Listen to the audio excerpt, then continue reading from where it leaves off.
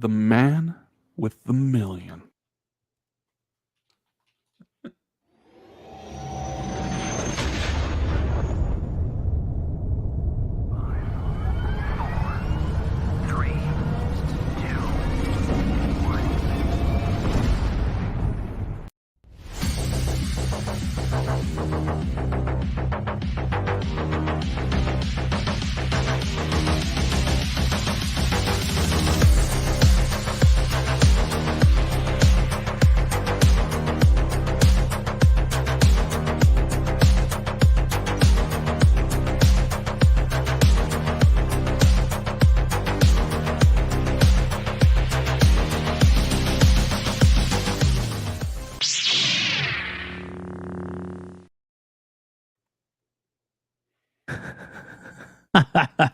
Hey, isn't that a pretty picture?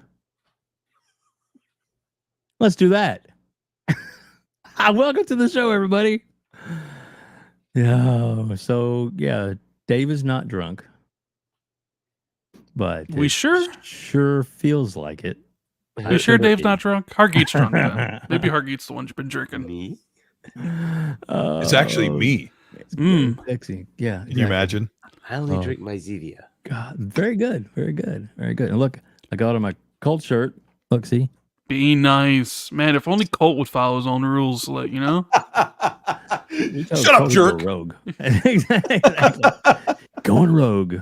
Oh, yeah. Welcome to the show, everybody. Oh my goodness, it's going to be a good one. I've screwed up something on my soundboard, so it's all my fault that we're running late tonight. We're not going to blame Rand at all because it's my fault, not his.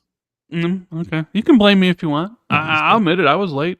I had totally forgot about the podcast today because I didn't think it was Sunday. My week's all screwed up. There you go. There you go. So let's go around the horn real quick. We'll start off with the man with the million, right there, Randall Thor 19. Sir, thank you so much for being here today. Well, thank you for having me. It's been a little bit. You know, I've kind of haven't been really doing a lot of guest podcasts in the last couple months or so, but you know, kind of. You asked me to come on, and then you were like, "Hey, Colt's going to be here too," and I'm like, "All right, I can make fun of Colt the whole time. That's great." Hey. That's the way it's going to go. It's the way it's always going to have to go. But then again, he said the same thing. Anyway, speaking of Colt Eastwood, what's up, buddy? Welcome to the show, sir. Hey, thanks for having me. It's good to be back. Last time I was on here was probably, I don't know, 6 months ago or so. I had a good time. You're like, it's like 7 years, but I had a good time. No. Thanks for having me on because I've been kind of down in the dumps lately, and it's good to be on with friends, except and with Rand as well. And it begins. Yeah, so it begins. But look at Colt over there. Look at him dropping weight. He's on a new diet. No more Taco Bell and Baja Blast and stuff. Look at that. Rand and I both. Looking swole. We won't get into details, but Rand and I have been inspiring each other, as well as Fonz and my kid have really inspired me. And I used to be on I had a Mountain Dew up to the arm at all times. But yeah, it is good. It is really good. I won't preach about it. I won't talk about all of it. We won't talk about calories. It's fine. Well, before I jumped to Hargeet, WEBDAVE's been on I'm gonna throw that at you weight loss too. thing as well. So from February, when I started my new job, I weighed 300 pounds. And as of just got off the scale 30 minutes ago before we started the show, I'm now down to 224. Damn. Nice. Congrats. I can definitely tell. You can see it. Yeah. My wife says she can feel it. What does that mean? Anyway. Yeah, bad. Yeah, I mean, it's really cool what my wife says that she could tell by looking, and that means like a million times. Yeah. Wonderfulness. Goodness. It does. Got the fonts in the chat. Talis Ray. So Fark you. Yeah. Shout out to all the people in the chat. It's Timmy. Oh, shoot. Yeah, got all kinds of soundboard blights that I would play, but who would have known that losing weight could be so tasty? Because all I've been eating is steak, chicken, shrimp, fish, salmon. Yeah. High protein, no carbs. Beef, like ribs with this some cauliflower and some broccoli. Stuff's good.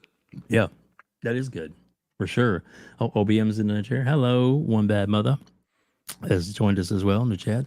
And then and let's get to my co-host, Hargeet Chani, who co-hosts about 10 different shows, but we're blessed to have him what is on this, your ours. 20th show this week, Hargeet, or what?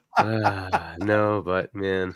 Yeah. I'm still trying to get over this damn cold. So I'm sure my voice sounds crappy, but it is what it is. Hopefully I won't get the coughing fits, but that's been happening a lot.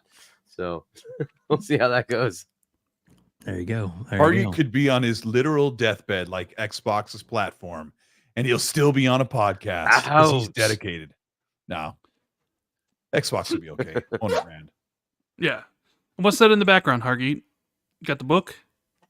Of course. Yep. If anybody wants to read it, we'll get into it at the outro. Oh, hey, you get the book, or you can buy the bundle where you get the coffee mug. Yeah, and the book autographed. Really want and personally autographed too. I like that. Not just a stamp. So that was always nice. I did put a poll up. If anybody wants to check that out, there's a little poll up in the chat. And I guess that's where we're going to start with our first subject. Usually we go around as to what everybody's playing, but this is a very pressing subject that it's on everybody's mind, and we really want to get to it right now. Is there a new Banjo game coming? Oh, Banjo? Banjo? What? Let's talk about Banjo. Rand, let's start with you, buddy. Let's talk about Banjo. How about we not talk about Banjo? Because I very much agree with Aaron Greenberg, where he said reportedly that nobody cares about Banjo. And you know what? As much as I love all my Banjo bros out there in the chat, I kind of agree with Aaron, even though he corrected himself and said he basically said it sarcastically, which of course, like if you know Aaron, you know he would say that sarcastically because he is a fan of Banjo. So, but yeah, that has been there's been a wish by Xbox fans for quite some time for Mr. Boomstick, the Paris Lily, about this idea of bringing back the bird and the bear. Basically kind of, hey, we saw the demand when they were putting Smash Bros, right? Like, capitalize on that excitement, right? Or, hey, Sony put out Astrobot. Xbox, now it's time for you to put out a platformer, And I could come up with some good ideas. Like you could make Banjo go through the world of Xbox and Bethesda and ABK and make it like homage to Xbox's legacy in that same thing. But I don't know. Off that idea and people love it. Yeah. Yeah, absolutely. People would love it because, I would love a trip through Xbox nostalgia. And even consoles. And I know nobody wants to like hear about this, and even if I don't think Banjo would do particularly well on Xbox, even with Game Pass.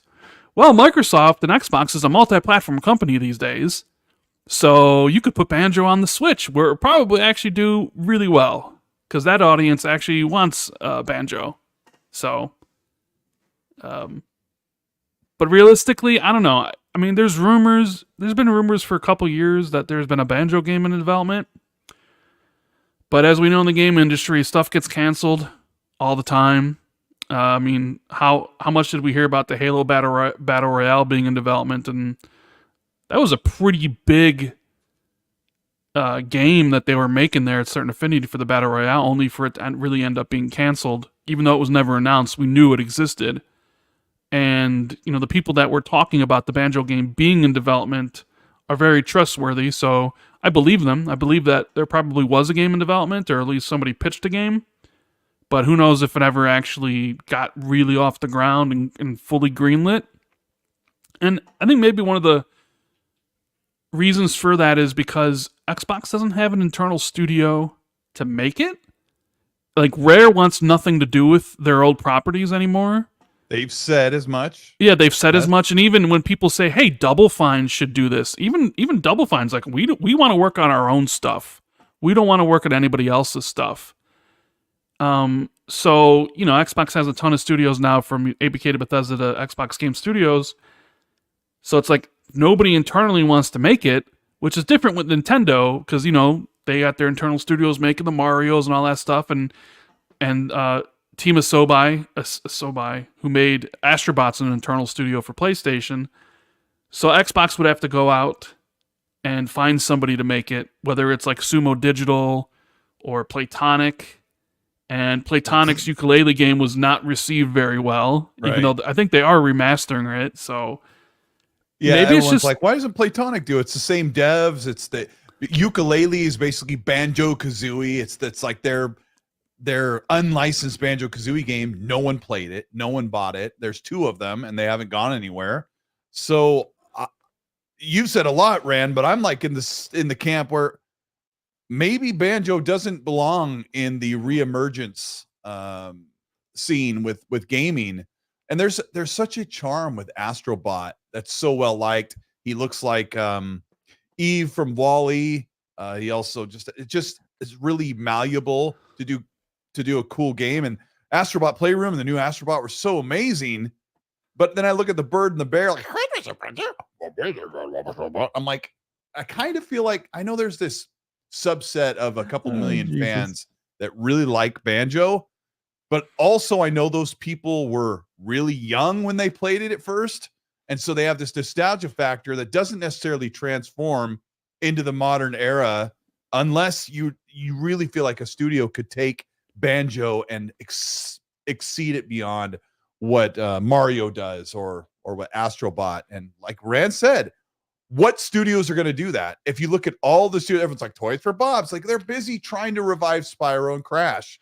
And even that, I don't know how successful that is. And even after that, they may go to be independent and make other things. You know, there's a reason they wanted their independency outside of like constantly making the COD games. So, okay, you work on them with Spyro. Would they even want to do a Banjo? I mean, they might be like, we want to chart our own path and do something completely different, you know? So, yeah. I don't know. I mean, I know fans want it, and maybe one day you'll get it.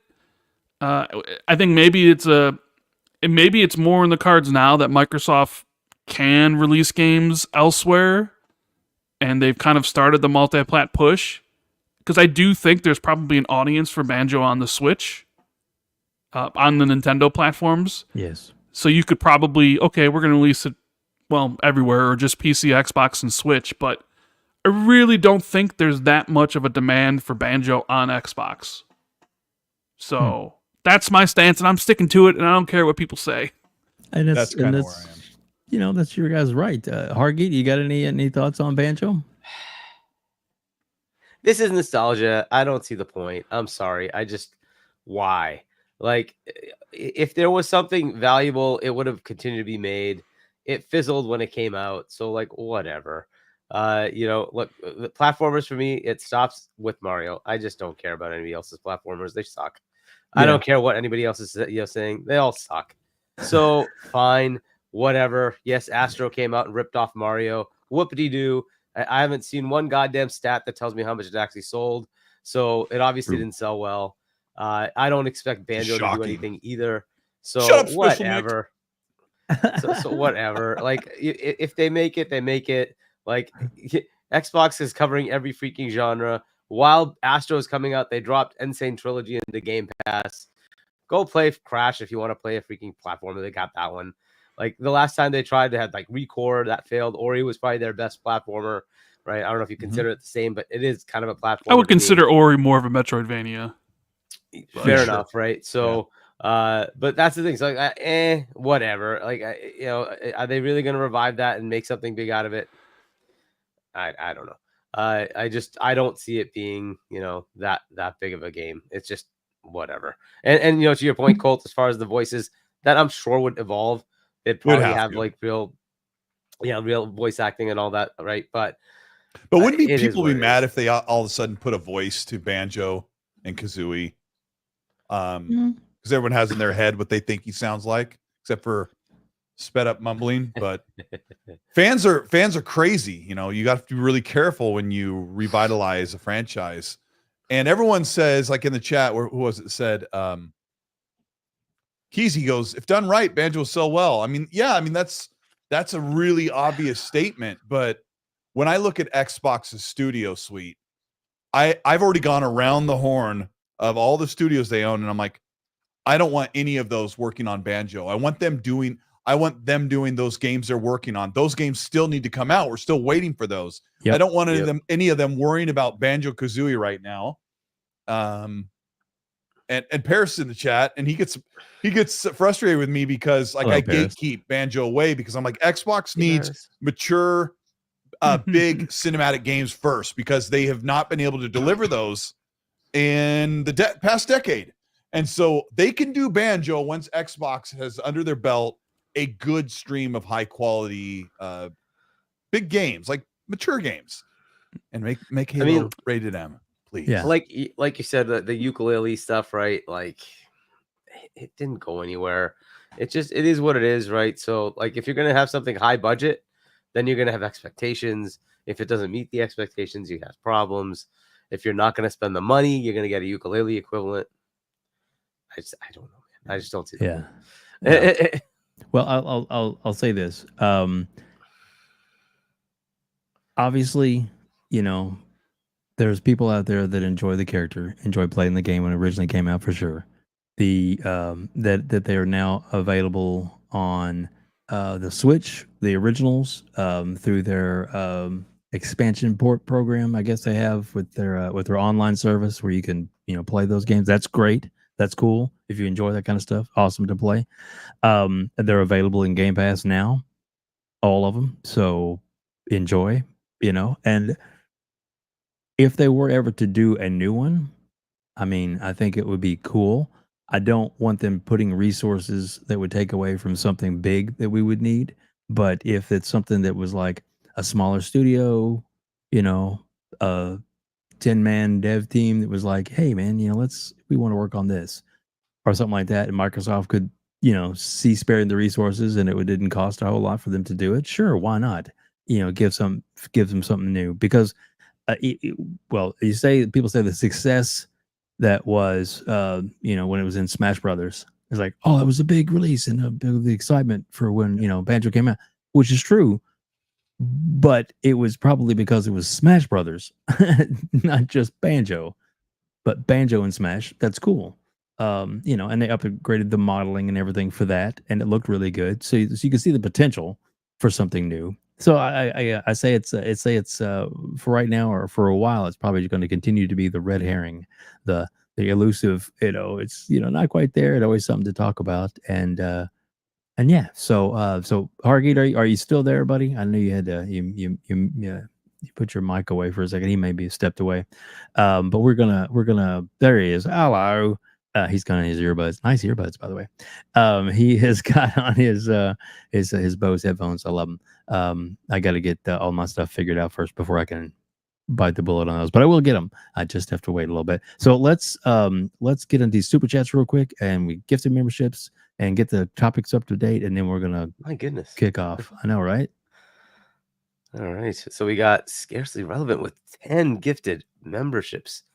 Get the where the heck is my there it is. I haven't even logged into this.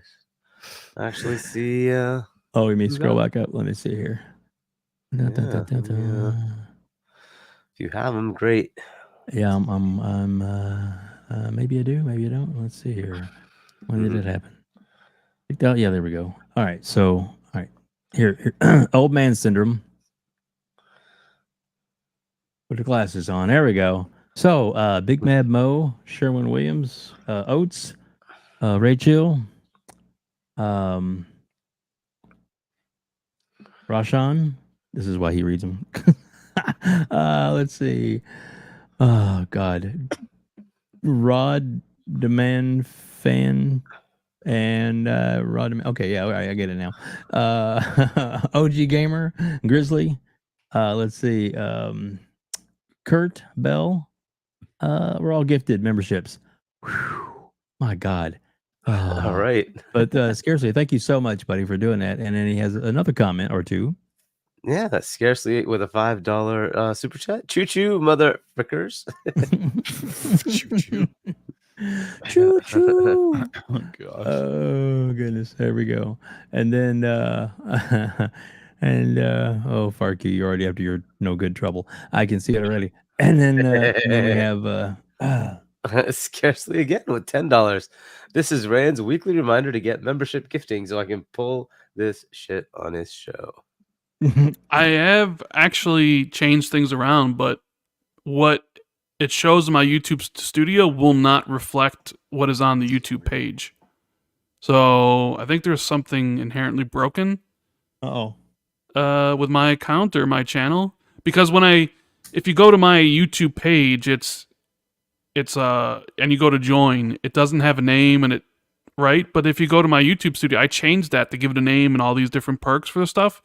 But it never updated and never pushed it. So I don't know. I'm gonna probably have to reach out to YouTube or whatever to see. But I've tried and I've done what they've recommended to do, but still nothing. It's broken. YouTube just doesn't like me, I guess.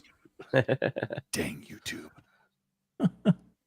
Oh goodness! And one thing I'll say before you read the super chat is, and Fargu was right to do so. Look, I'm as political as they come, but not on my show. So when it comes to the show, we don't talk politics. So that's any comments about who's the election or make games great again. That's up to you. But other than that, we'll we'll just leave those kind of discussions not in the chat. So sorry if he timed you out, but again, like I said, we don't talk politics, and then and we're all friends here, and we're all having fun. So enjoy that. So Argy, I'll let you read that from the man. Now, buddy, Red, how's it going, Red? I want to see an indie studio create Banjo-Kazooie with a similar premise, and it totally blows up, making Xbox execs scratch their beardless faces. Beardless faces. That's funny. Oh goodness. Well, hey, Tony from Plume Network is here as well, buddy. Welcome. But it's good to see you all here. Our good buddy FarQ, aka Bram Stroker, has gifted.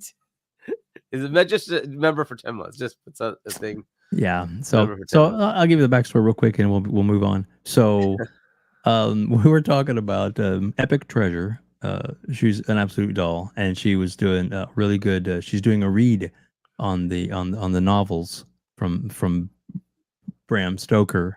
And when I said that, I said Stroker and didn't catch myself, and then everybody else went with it. So everybody thought I was getting a grip. And getting a grip, boy. Thank you. I'm here a week, but at least the next couple hours. So that's what the running joke is. And of course, he has my face and a little mustache on there because he's just he's the devil. I mean, he's Fark you. Behave. Dave, can I ask you why you have the Alien Romulus poster in your background? Is that the next watch? No, actually, I is watched that something? Already. Okay. I'm just my daughter works in a movie theater, and she gets me like all the latest posters. In fact, I even have the the new Joker poster. Oh, I might as well just burn that. Nobody cares about Joker 2. So I didn't put it up. Alien Romulus was really good. I just watched it the other day. Me too. Who's the girl over your left shoulder with the Black Widow, bro? That's Black Widow. Yeah. Does she have an older brother? Uh-oh. Hey, what's up, Fonz? Oh, where do we go wrong? Okay, so anyway, the love of my life. Exactly. Ooh, Fonz is the man. We love Fonz. Fonz is the man. And Fonz, if you do want me to send you an invitation and you want to jump on, I'm just telling you, you can just send me a message in X, and I will send you the link if you decide you want to jump on. Just telling you that because I know this man called it X. I did X, Twitter, whatever. But right now we have almost 300 people watching us on YouTube and on X, and thank you all so much for joining us and being here. And if you're on YouTube and you want to become a member, you don't have to, but it's only $1. $1 gets you all these emojis because that's what we're about here, having fun. We have, oh my gosh, we have Sarah and Phil. Good question from Why So Serious. Go ahead, I'll let you read it. Well, I'm assuming meant who flopped harder, Joker 2 or Concord? Ooh, Concord. Yeah, Concord definitely flopped harder. Which one lost the most money, though? I mean, Concord didn't make any money. Period. That's true. Got to give it all back. At least Joker is going to make $150 million. $10? At least Concord made zero. So. Any money Concord made, they had to refund. So yeah. No. Ouch. Oh goodness. So yeah. All right. So one thing I do want to jump in to real quick, Colt, not to put you on the spot. put them on the I'm spot. good at it. Good for it. No. Because I will like so no embargo is it talk. about Red Ball? Obviously you can't do that. No. You can't talk about that. But you were, and I believe Rand even had the offer to go up and see a game in person, but it was unable to go to. At least I believe that's what you said on your show the other day. See, I do listen, Rand. But Colt, you actually so what's it like to get? I guess What's it like being a shill, Colt Eastwood? No. Oh, I'm good for What's it, it like to bro. get the invitation? What do they do for you? And how was it like to actually fly out there and actually get to see a game? And This is Colt's like 8th time getting this treatment. So I mean, it's all like this is water under the bridge for him. It's just normal, This is my 3rd trip this month. I'm sorry. Let me rewind. This is my 3rd trip this year. There you go. There. Now my brain works. For a moment there, This is I went to one in April, one in June, and then this one here in October. So yeah, what's it like? It's cool. The past couple of trips, they have let me, like, the information comes in so late. Like, here's when your flight is and where, and here's where you're staying. So it's nice, they fly you. You sit and coach, and basically, I don't know if they still call it that, Hargee economy, I think is what they call it. You get there and they put you in a hotel, and there's only one bed, so Fonz had to stay at his own house. And when I landed and met up with Zocker and Fonz, and we had dinner for like 3 hours and talked about RDX days, talked about current gaming news, talked about Xbox's ups and downs, talked about what we were playing, and talked a little bit about life. It was really, really good. And then the next day you go to the event, and they usually kind of dress some stuff up in the theme of the game, and you play it. And then they said, get the heck out, and we'll be in touch. Pretty much how it goes. So yeah, it's good. It's fun. Bam. Thank Paris you, ma'am. was there. Yeah. Paris is there. We were the last group in San Francisco. I think they had 2 content creator groups and a journalist group in San Francisco, and we were the last session at 2 p.m. So at around, 4 o'clock or 5, they're like, okay, we're done. And all the IT guys came in and started unplugging all the TVs and everything. So yeah, it's pretty cool. And I will say, I've been to events where they put you up with a bunch of monitors, and I was recently at an event where they had like big 50-inch TVs in front of us. And I thought, this is nice. This is really nice. So yeah, I mean, I think that's mostly what I can say. Yeah. Excellent. That's cool. Yeah. And like I said, I wasn't trying to put you on the spot or anything like that. And we have. Tell us how Indiana Jones is, Colt. And then on the ride back to our hotel, the comm leader, the communications leader for Bethesda said, what'd you guys like? And we were talking, and she turned to me and goes, what didn't you like? And then she looked like this. Like, I'm here to listen to all. Yeah. And I was like, whoa, that's like really, really brave. And so, yeah, interesting stuff. So, and after Colt berated the game for about 45 minutes, they took the notes and said, we're canceling the game. Colt was like, what didn't I like? I think Banjo-Kazooie nobody cares about anymore. Yeah. Bethesda's like, not exactly what we... Is it about Indiana Jones? Colt's like, no Banjo. Yeah. Goodness. Alrighty. So anyway, thank you for that, Colt. I appreciate that. So let's get into, and I'm gonna play it behind us here in a second. The Xbox Partner Showcase, which I know Rand's talked about on his show with Jez pretty explicitly, which was a great listen. If you get a chance to, guys, it's up there now on his YouTube channel. Please go listen to it. It's a great. Was it almost 3 hours? I think this one was. It was 4 great. hours. Almost 4 hours. 4 hours. There you go. Yeah. It was great. And I'm sure tomorrow Colt is going to be covering this as well. At least a little bit of it, I'm sure. So like I said, we're gonna touch base on and get your thoughts on the games, what you guys think about it, and yeah, because like I said, we like having y'all's perspective, and Hargeet's too. Hargeet's like, what about me? I'm just kidding. We love you, Hargeet. You know that. Oh goodness. Let's see. I'm sorry. Thatch in the chat goes, Colt said the chicken parm was a little dry, which is hilarious because I went to dinner after the preview event with Maka, a guy that is like a major Indiana Jones fan of all things. He doesn't just cover games. He covers everything, movies and merch and everything. And another guy that does TikTok stuff. So it's the four of us, and I had chicken parmesan. And Rand, I had artichoke instead of pasta with it, you know. They're like, no pasta, and I'm like, no, just give me a bunch of vegetables. And they're like, just vegetables, and they're asking like the chefs, like, hey chef, he doesn't want any pasta. So like, I don't know. Whatever. Yeah, so the Parmesan was all right. Anyway. Yeah, that was funny. It was. And thanks for sharing. Yep. I was like, well, how long longer I got to be on here? Fuck. Jesus. I tell you what. Let's all right. So we went to Rand first. Let's go to Colt this time. Colt, let's get your thoughts. As I start to play. I guess the question is, so what did you like this show that they put out, the 15 games they showed, which obviously they weren't exclusive, but there was definitely like 4 of them, I believe, 4 or 5 of them that were coming to Game Pass, which was nice. But some of them were actually premieres, reveals we had never seen before, didn't know about. Generally, so what are your thoughts on what you saw, and I'll play the clip while we're doing that. Okay. Rand and I usually watch this together, and we didn't. But there were 1, 2, 3, 4. I'm looking at my captures.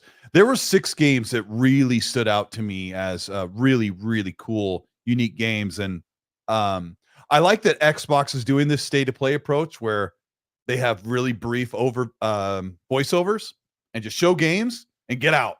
And I don't know what their partnership involvement is with these games, but I want to call it Yakuza Like a Pirate. That's what I'm going to be calling it from now on, is Yakuza Like a Pirate.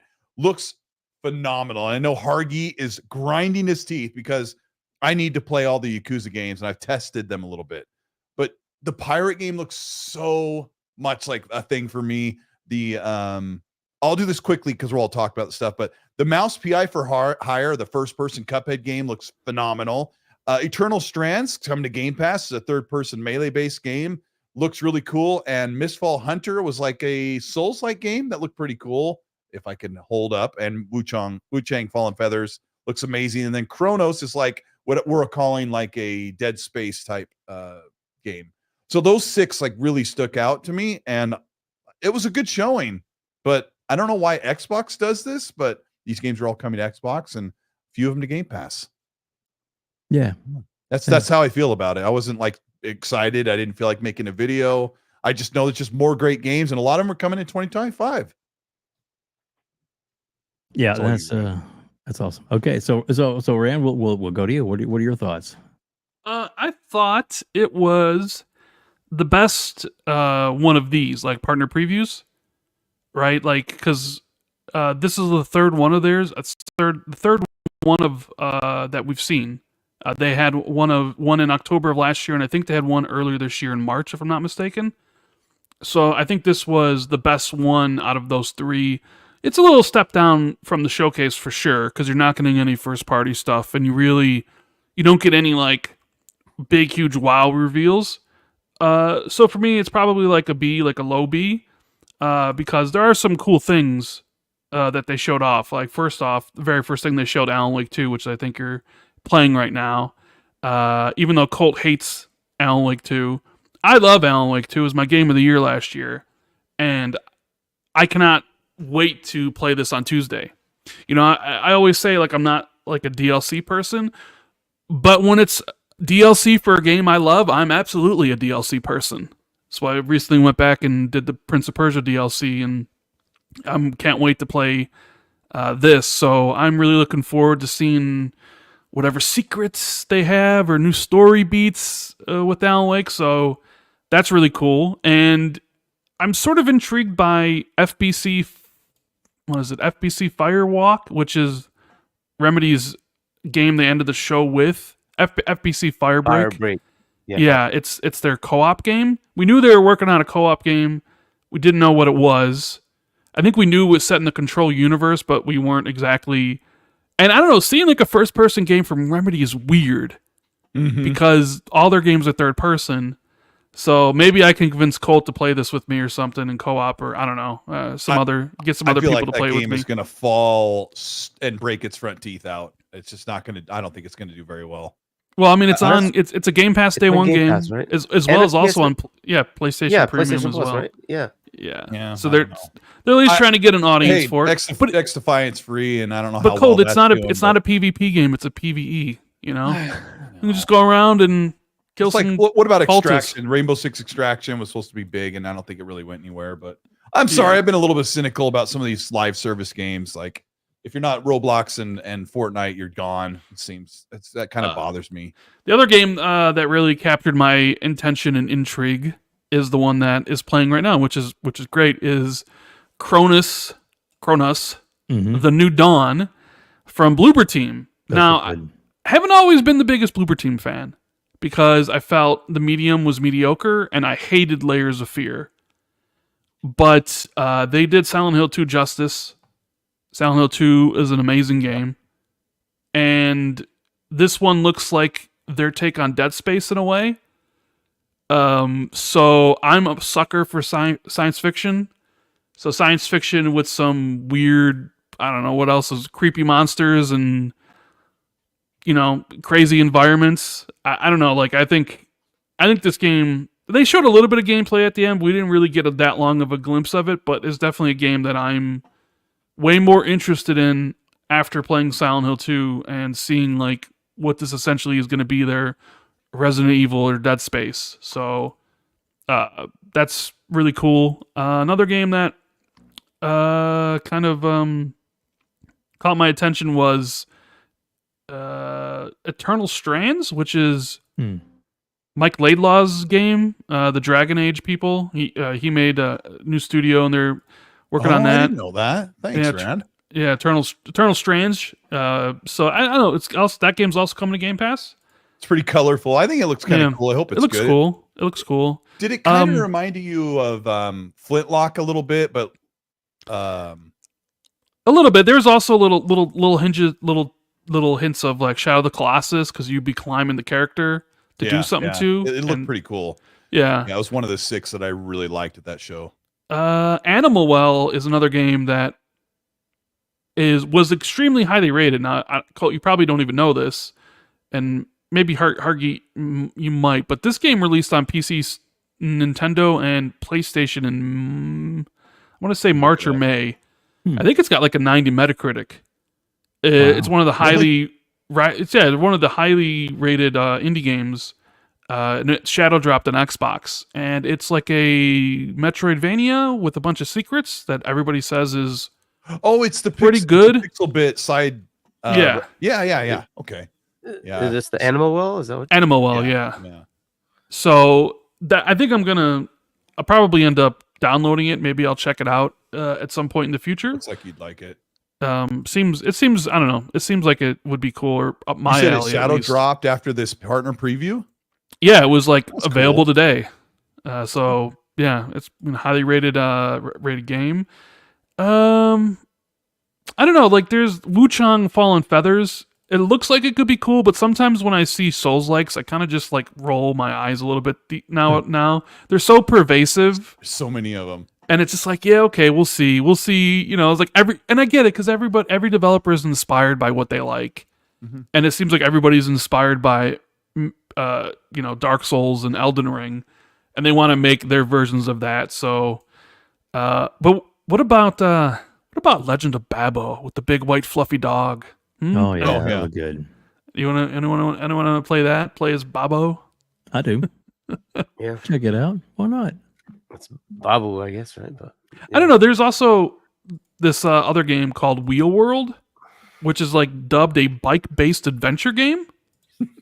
Yeah. Which, okay, I mean, it's got mysteries in it where you're biking around. I don't know. It's coming to Game Pass.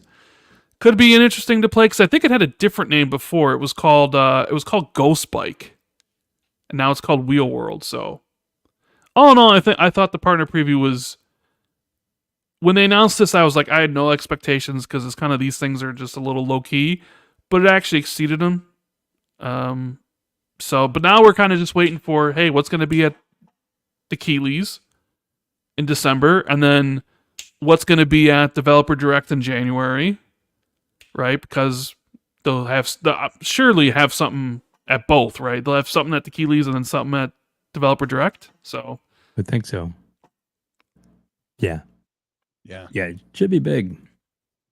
Those shows, but like I said, to me it was a good fill. I like that.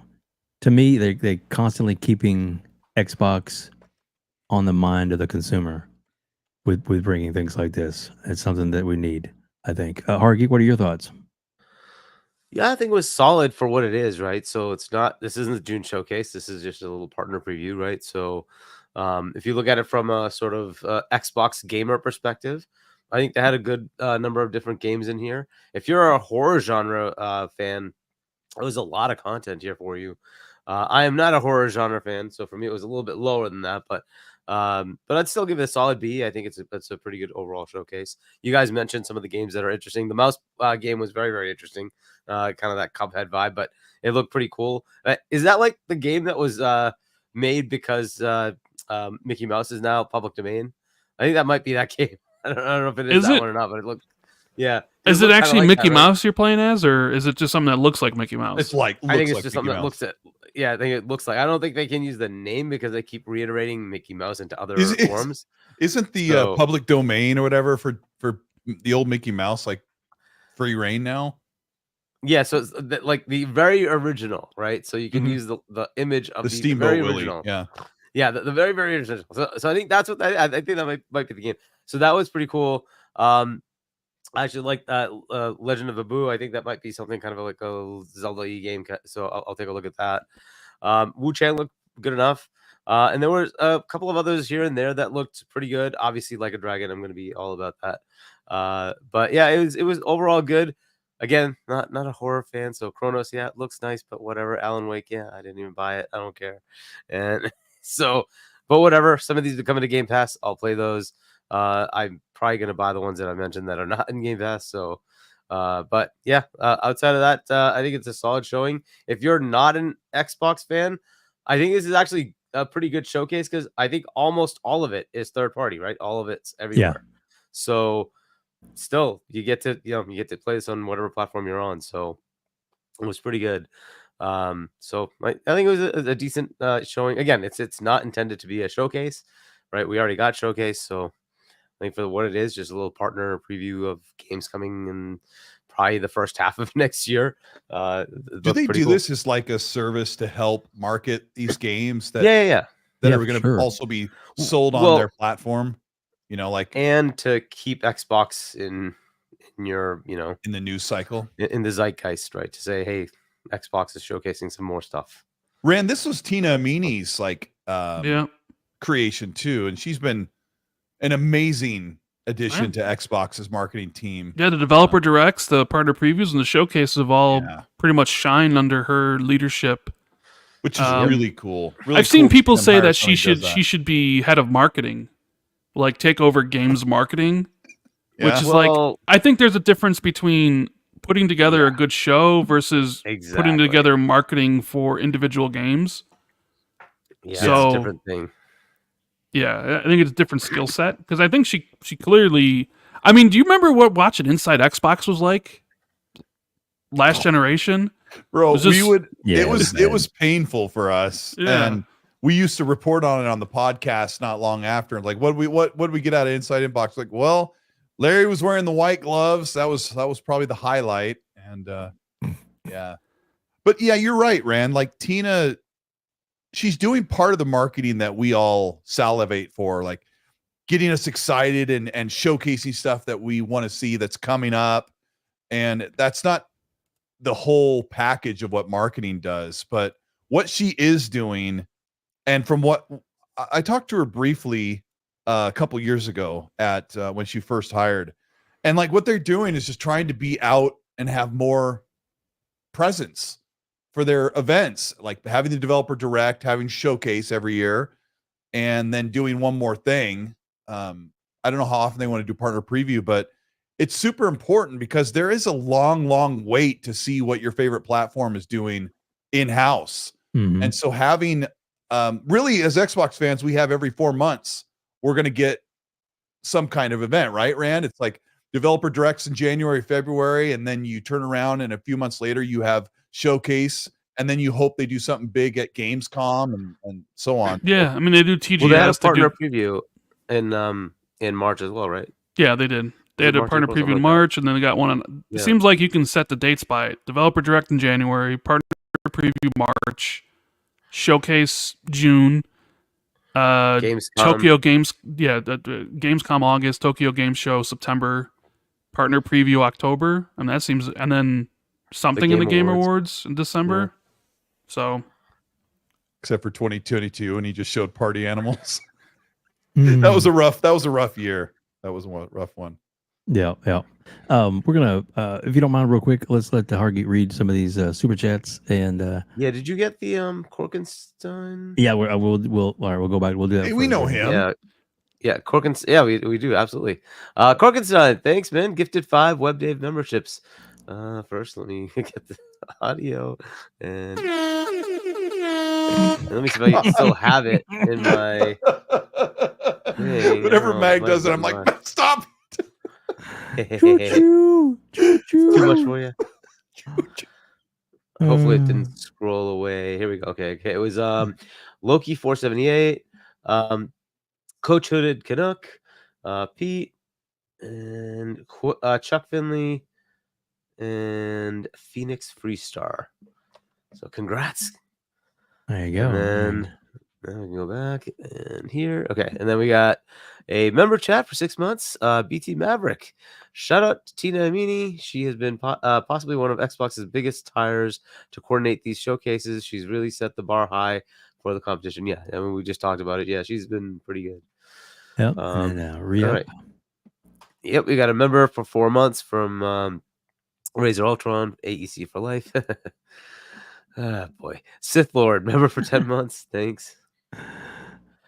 And Sith Lord, $2. Rand Colt, did you try the lasagna? It's my favorite. Lasagna? I had no idea. It's the old old country buffet training video. Did you try the lasagna? It's my favorite. Like really awkward. It's a joke we tell once in a while. I guess who we have joining us. Yeah. Who's this joining us now? Who's this man? Fonz. Welcome, sir. Are you there? What's going on? There he is. Oh, geez. How's it going? It's going great, man. Welcome, buddy. Thank you so much for jumping in. Yeah, no. Thanks for the invite. I appreciate it. It's awesome. It's awesome to have you on. Let's jump to this real quick. We get 4 gifted memberships. We'll get that out of the way. But I appreciate it very much. All right. Oh my god! Take away a soundboard. Oh man, that BT thing is Maverick gifted massively another huge. 5. So here we go. And let me get. Oh man, that thing is massively huge. Let me go scrolling. That's what she said. What? All right. Force Vlogs, Sanchez, MTZ Gaming, Ford Wayner. Where's the other ones? Oh, here we go. E-Ranks. Nice. And it scrolled on me. And then Abacab 72. So there you go. So if you got a gifted membership, all the wonderful gifted membership today, thank you all so much for doing that. You now have access to over 15 emojis. You can use them, burn them up in the chat, including Rand's favorite, Banjo-Kazooie. So there you go. You can just flood That's Colt's favorite, not mine. Oh, I'm sorry. Yeah, How dare you? Colt's the one that Colt's got a video on his channel about why Banjo-Kazooie should never come back, I think. Oh, goodness. It shouldn't. It shouldn't. Oh my goodness. Oh my goodness. All right. Nobody wants it. So and then we have to we hear from Dirt real quick. If you like this video, please hit the like button. Thank you, Dirt Gurgity. There you go. I don't think so. Oh God. Fonz, buddy, welcome to the show. So since you're joining us now, what would you like to talk about? You want to talk about the showcase? Oh, yeah. I was Your listening thoughts? to you guys. I thought there was a couple of games in there that looked pretty interesting, but they were both the Souls-like games. Of course, Wu Chang, Fallen Feather was the one that I think that really appealed to me the most. The something Hunter, that one was another one. That one was a really good one as well. I thought for overall, I mean, I've told Colt this because we talked about it right after we watched the show and everything. We tried to watch the show together, and it was really funny because we're all sitting in a Discord. Me and Gaz were in a Discord. We're waiting for Colt to show up. He shows up, and like the show's over as soon as he shows up, and we're like, "You're on the last trailer." Yeah, but overall, I thought this show was okay. It was good for what it was. I mean, it's not like a showcase or something, just like you guys were saying here. It was just a partner preview, and what it showed me was some decent games. And, I had nothing to really scoff at or get upset about, some would say in the chat. It was overall a decent show. All right, very cool. Well, dude, appreciate your insight on that and your thoughts. So guys, where do you want to go now? We got all kinds of topics so we can go to. I know you feel like I'm so lost, but I'm not. I'm here. Let's talk about buttered sausage. What it is? Buttered sausage. Yummy, yummy, yummy. Melts in your mouth, not in your hands. So anyway, let's talk about. All right, let's get this. We'll dive right into this. The future of Xbox. I know, Colt, you've done a lot of good videos, which several of them this week. Well, the last couple of weeks, I should say. And Rand, you are due for one, sir. I'll just tell you that right now. We need more videos from you. I've done a lot of videos about the awesome future of Xbox, and then I've done some videos lately about I'm not so sure about the future of Xbox. It's been kind of weird. Yeah. Well, and handheld or next gen consoles that are speculatively coming. So yeah, we'll start with you, Colt, and then we'll go to Rand, and then Fonz, and then Hargeet. So what are your thoughts on this? Is there any? Sorry, Bram Stoker in the chat. Anyway, is so what are your thoughts about Xbox? Obviously, it's not going anywhere. No matter all the doom and gloom somebody can throw at it. Oh, it's over, it's dead. Dreamcast guy. I mean, people say Xbox is trash and they're dying and all that stuff, but the real people understand that Xbox is only going to get bigger, just not in the way we would have thought or wanted or really agreed with. So, Rand and I have been talking about this behind the scenes for so long, since probably December of last year, about how Xbox could just become such a big household name if they continue to grow and break out of their constraints within the plastic console and their limited market. So if they can become bigger by putting games on PlayStation, it's just weird that Phil says it's not a signal, but they're signaling it anyway.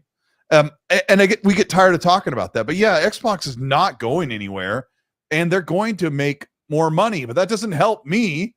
I'm just a customer. It doesn't help me if they make more money, but what it does help, if Xbox continues this perpetual motion of acquiring, or not really, just making more games, like just having more games available on their platform, games that they make or games that they partner with, then if they make more money, good. But I don't care about their bottom line. I don't give a flying fudge how many consoles they sell. That ship sailed a decade ago when they started putting games on PC. And I play half of their games on PC. So I think the future is great for them. It's just weird that they don't really know how they're going to do that. And they just seem to be trying and testing the water every 6 months. Well, we're going to try this. We're going to do this. We're going to put this here. We're going to try and do that. Yeah, we're going to do a handheld. We're going to do a PC that's that might be like a PC console. You know, they say that these things kind of like eke out from the business model of Xbox, and Jason Schreier's report that they don't know what they're doing. They're trying things.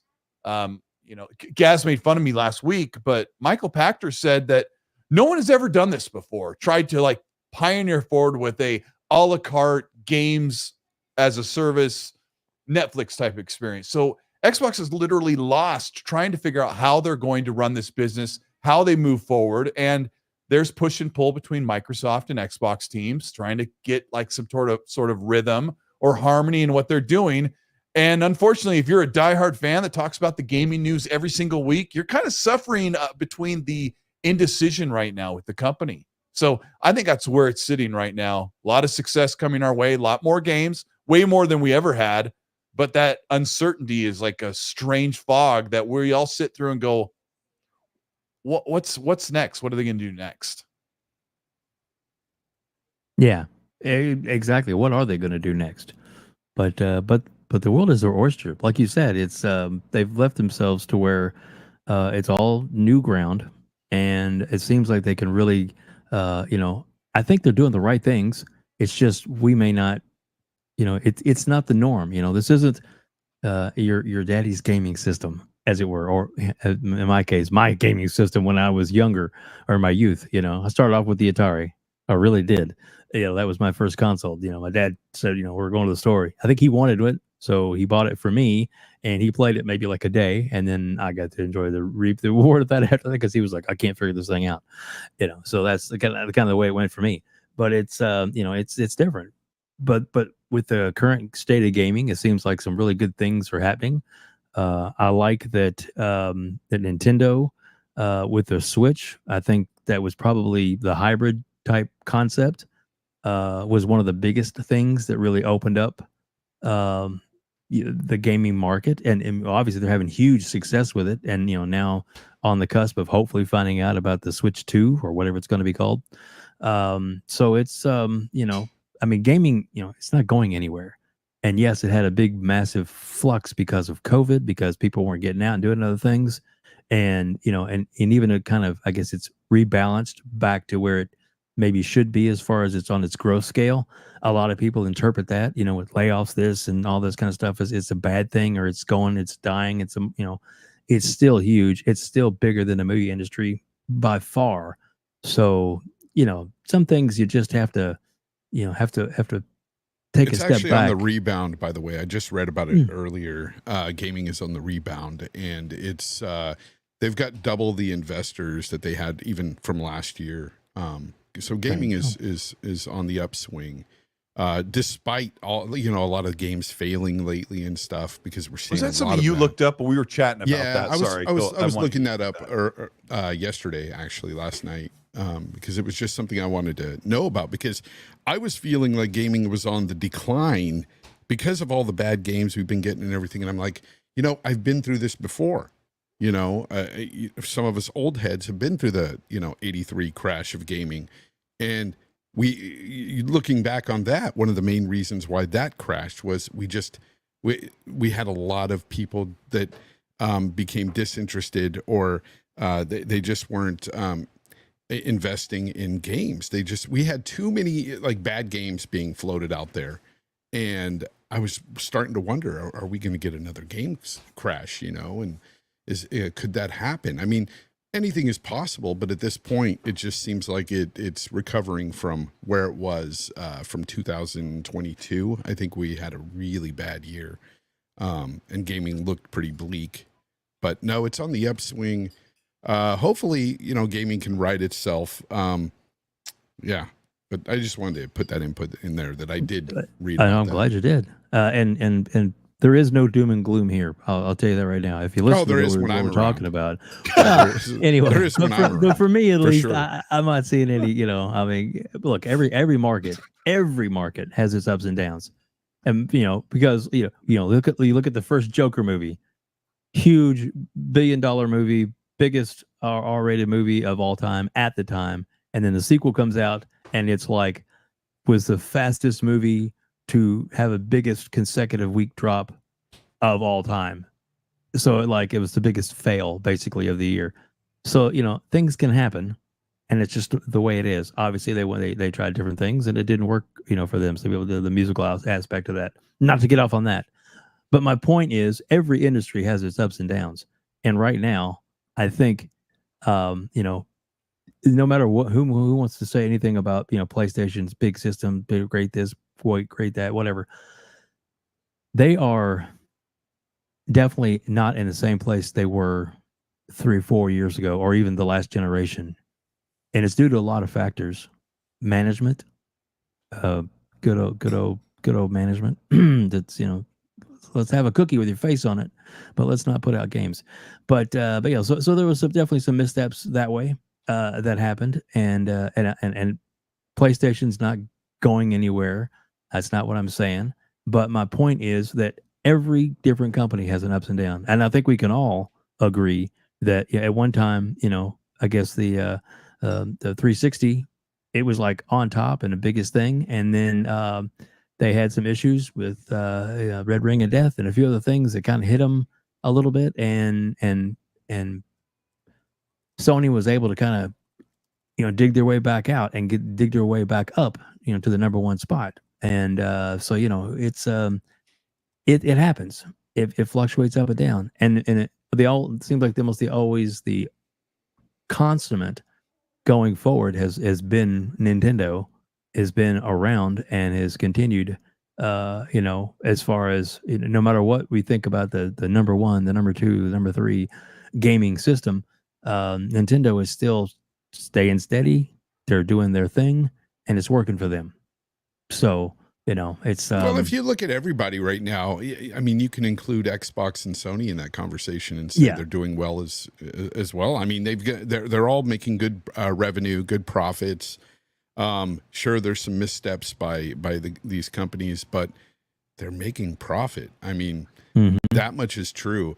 There does seem to be a bit of a problem with a lot of Western developers lately creating games that just aren't hitting, especially in the AAA space. And that has been a problem, I would say, the last few years.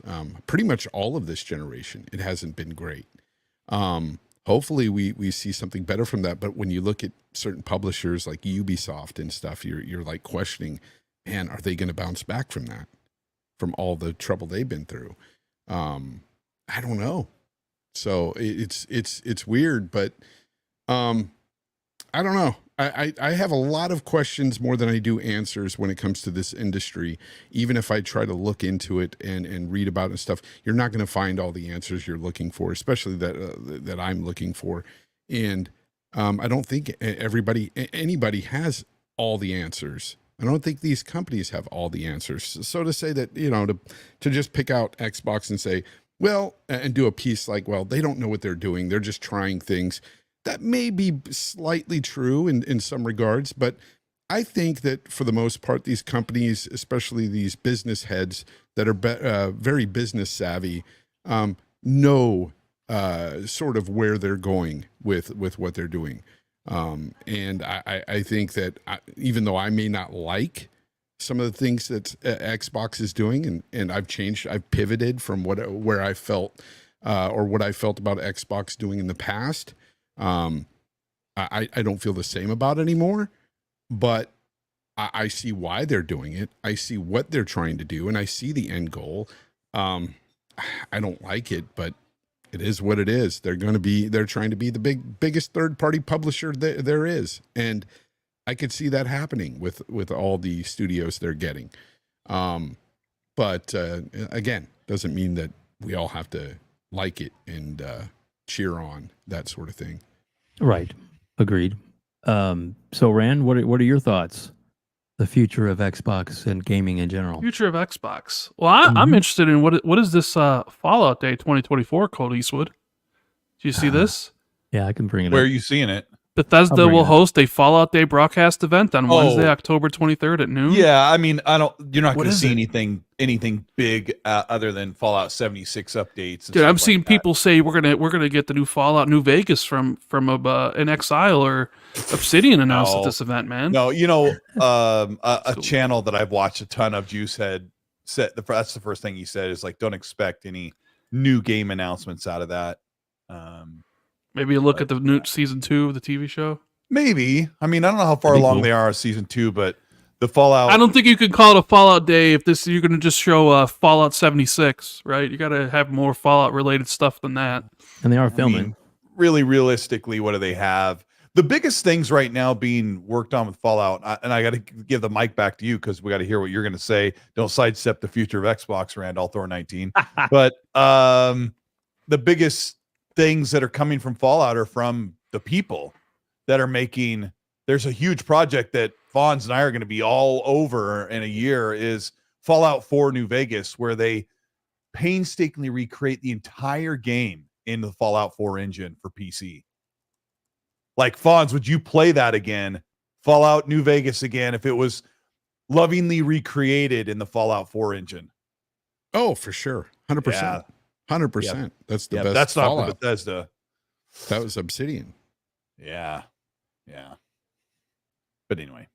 Yeah, go ahead, Rand. What is the future of Xbox, Randall Thor? The future of Xbox, it's interesting because there's a lot of speculation, whether good or bad, about what the future is and how they're going to get to that point and what exactly they're going to do. Because I kind of view it as, right now, Xbox is kind of, they're a caterpillar, and now they've made their way to cocoon. And we're at that stage where Xbox is cocooning, and what comes out of that cocoon, we just don't know yet, because we talk about the console, but like, is the console that's going to be like previous consoles, or is it going to be more PC-like? Is it going to have other PC stores on it, and how is that going to be integrated and stuff, right? Not only that, but a handheld.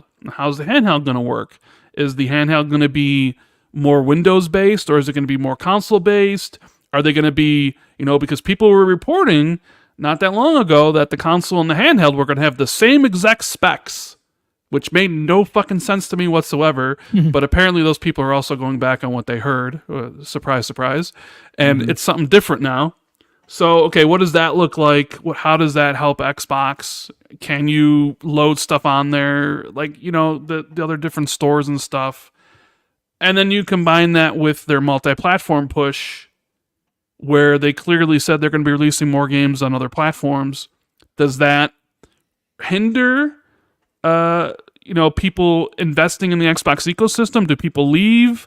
Does it not really do anything at all? Is it just an online sort of mentality where people are outraged online, but then it doesn't actually reach real consumers down the line, and it doesn't matter? Xbox is still going to sell 30 million consoles or whatever they're going to sell. So we're at that point now where Xbox is cocooned, and we just don't know what it's going to look like when they come out of that cocoon, right? Maybe they've made all the right choices, and this is exactly what the future of the video game industry is going to be like, where it's going to be, like, games are so expensive and the audience is not growing. We need to extract as much cash from as many places as possible, and we're okay releasing hardware and also releasing all of our games elsewhere, because we're going to be like, hey, you like Game Pass? We got this piece of hardware that's going to run our games pretty well, and you can access them for, low monthly fee, and you can also play them on this handheld. But then we also are going to run ads that are like, no console needed, because you can play it on the Amazon Fire Stick and all these other devices that don't need a console, like, your TV app or something. Cloud gaming, like Microsoft, we saw the CODs coming to cloud gaming, and Tom Warren's talking about all these improvements that are coming to cloud gaming. What does cloud gaming look like 5 to 10 years from now? So I think that Xbox is just in that position of change, and we just don't know what that change looks like. Whereas, like, previous generations, we always just is like, oh, it's going to be a console, they're going to have games, they're going to have exclusives. It's like everybody could nail everything down pat for pat. And when anybody tried to go outside the framework of what they always thought console gaming is, they get, shut down. Like when Sony wanted to bundle in the Blu-ray player and sell a console for an exorbitant amount of money, people were like, hell no, PS3. We don't want you. When Microsoft decided to say, you know what, we're going to change how ownership is of discs, and we're going to do all this stuff and have DRM, everybody laughed at them, and they've never really truly recovered from that. In fact, people were like, we're going to choose the people that basically are keeping it the exact same, right? But now we're in this window of change, kind of like how Sean Layden mentioned it recently, that it was like everything's so expensive, the AAA industry is like kind of don't want to risk anything anymore, because when you're spending that much money, you want a guaranteed return. So all you end up with is a bunch of sequels and all that stuff. And Xbox went out there and spent all this money, and now it's like, what does the future hold? And I've always said from the very beginning, the only thing I really truly care about is great games. And I thought Xbox having only 5 studios was a limiter to how many great games they could produce. So now them having 32 studios, there's a better chance of them making a lot more great games than they ever have before. So maybe that's why there's a lot of people that are just unsure of how the future is going to play out, because everything's changing and we're just not sure what it will look like in a couple of years. About this window of change that you keep talking about, has this been a window that's been open since 2017? Because honestly, we've been waiting for them to really hit big with Xbox, with games and stuff since then. Like we've been like, I remember back when we started RDX in 2017, we were talking about how we were waiting for more games, and then it was wait for the tools, and it was wait for more games, and we're doing when a you lot say of they're in the cocoon now, it's like, holy how long has this cocoon been? Like they've been in this cocoon for many years. I mean, they crawled into the cocoon in 2018. No, Phil was wearing the jean jacket and said, we're going to build a first-party suite. When I talk about the studios." cocoon, I'm talking about everything happening at once. Their multi-platform push alongside whatever the next console and their handheld and all that stuff is. Because Xbox next generation is going to look completely different than Xbox in the previous 4 generations. That's kind of like the change I'm talking about. Not like, okay, they went to PC in 2016, but even when they went to PC in 2016, they had been doing stuff on PC even beforehand. It wasn't like this was the first time they ever put a game on PC, right? And even when they did that, like the console stuff didn't really change that much. It was just, you know what I started to see since then? It seems like they've gotten away from their console base, their fan base, and they've treated them worse ever since. Yeah, well, I mean, I it said on seems Xbox like 2+1 still projected. Like I see that still happening continuously. Well, because until Xbox is trying to be the jack of all trades, and when you end up being the jack of all trades, you end up being the master of none. Yeah, they're trying to be the biggest publisher. That's basically what they want to be. It's like you have your console base. You also are putting your games on other platforms. You have your cloud gaming. You have, whether it's the streaming through the Fire Stick or streaming through mobile phones. You have the PC push, which is big for them. And instead of focusing on one thing, they're trying to do all of that. And sometimes you lose focus. And, you end up in a situation where console gamers don't feel respected or they don't feel prioritized in comparison to maybe PlayStation gamers or Nintendo gamers, right? So I think it's just irons in the fire. I think it's a matter of like Microsoft has these ambitions of like, and Satya himself said he doesn't, he wants stuff everywhere, and he's no fan of exclusives, and so. And I'm always curious about like how did Phil convince Satya to invest all this money in Xbox? Because Satya didn't care about the console. Satya cares about the cloud, and Satya cares about subscriptions, and Satya cares about everything that's basically not a console. Yeah. But yeah, I mean, I get it. Like I look at the Xbox dashboard, and but Rand, if you're a massive third-party publisher, you're going to sell a lot of games to a lot of consumers on every platform. That is a lot of money to be had. So no, you're right. Goes, but then you have to worry. But then you have to worry about your fan base. You have this really hardcore fan base. But have they worried about them? Yes, I think they have, because I think I don't see it. Well, they were Xbox, not Microsoft. Xbox is definitely worried about their fan base. They're concerned about the optics they've given, the perception that they've been pushed, or that they're pushing upon. Satya talks. had an interview just a few days ago with Lisa Su from AMD, and he talked all about, we do the stuff on the console, and then he went blah, blah, blah, enterprise, cloud, enterprise. That's where all their money is. They don't make the big Microsoft money isn't made from Xbox and Game Pass and Xbox Live. They make a chunk of money there, but Satya and Tim Stewart, like, they know they're making their money from everything else except for gaming.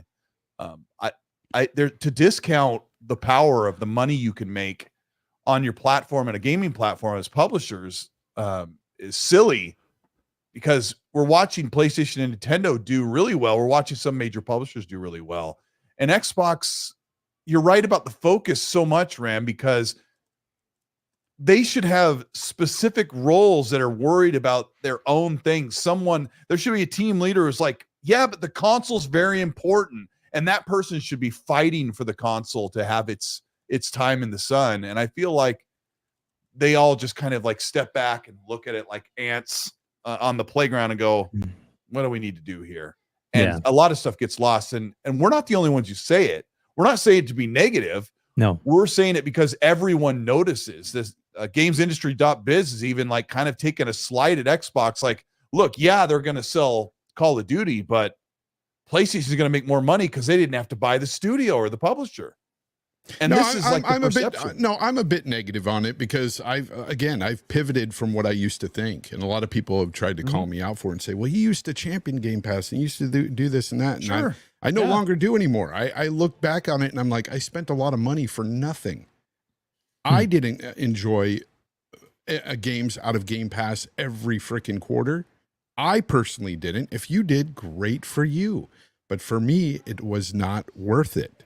This past year has not been worth it. I laugh at Jesse in the chat. He said I'd cry if they took their games off PC. What games?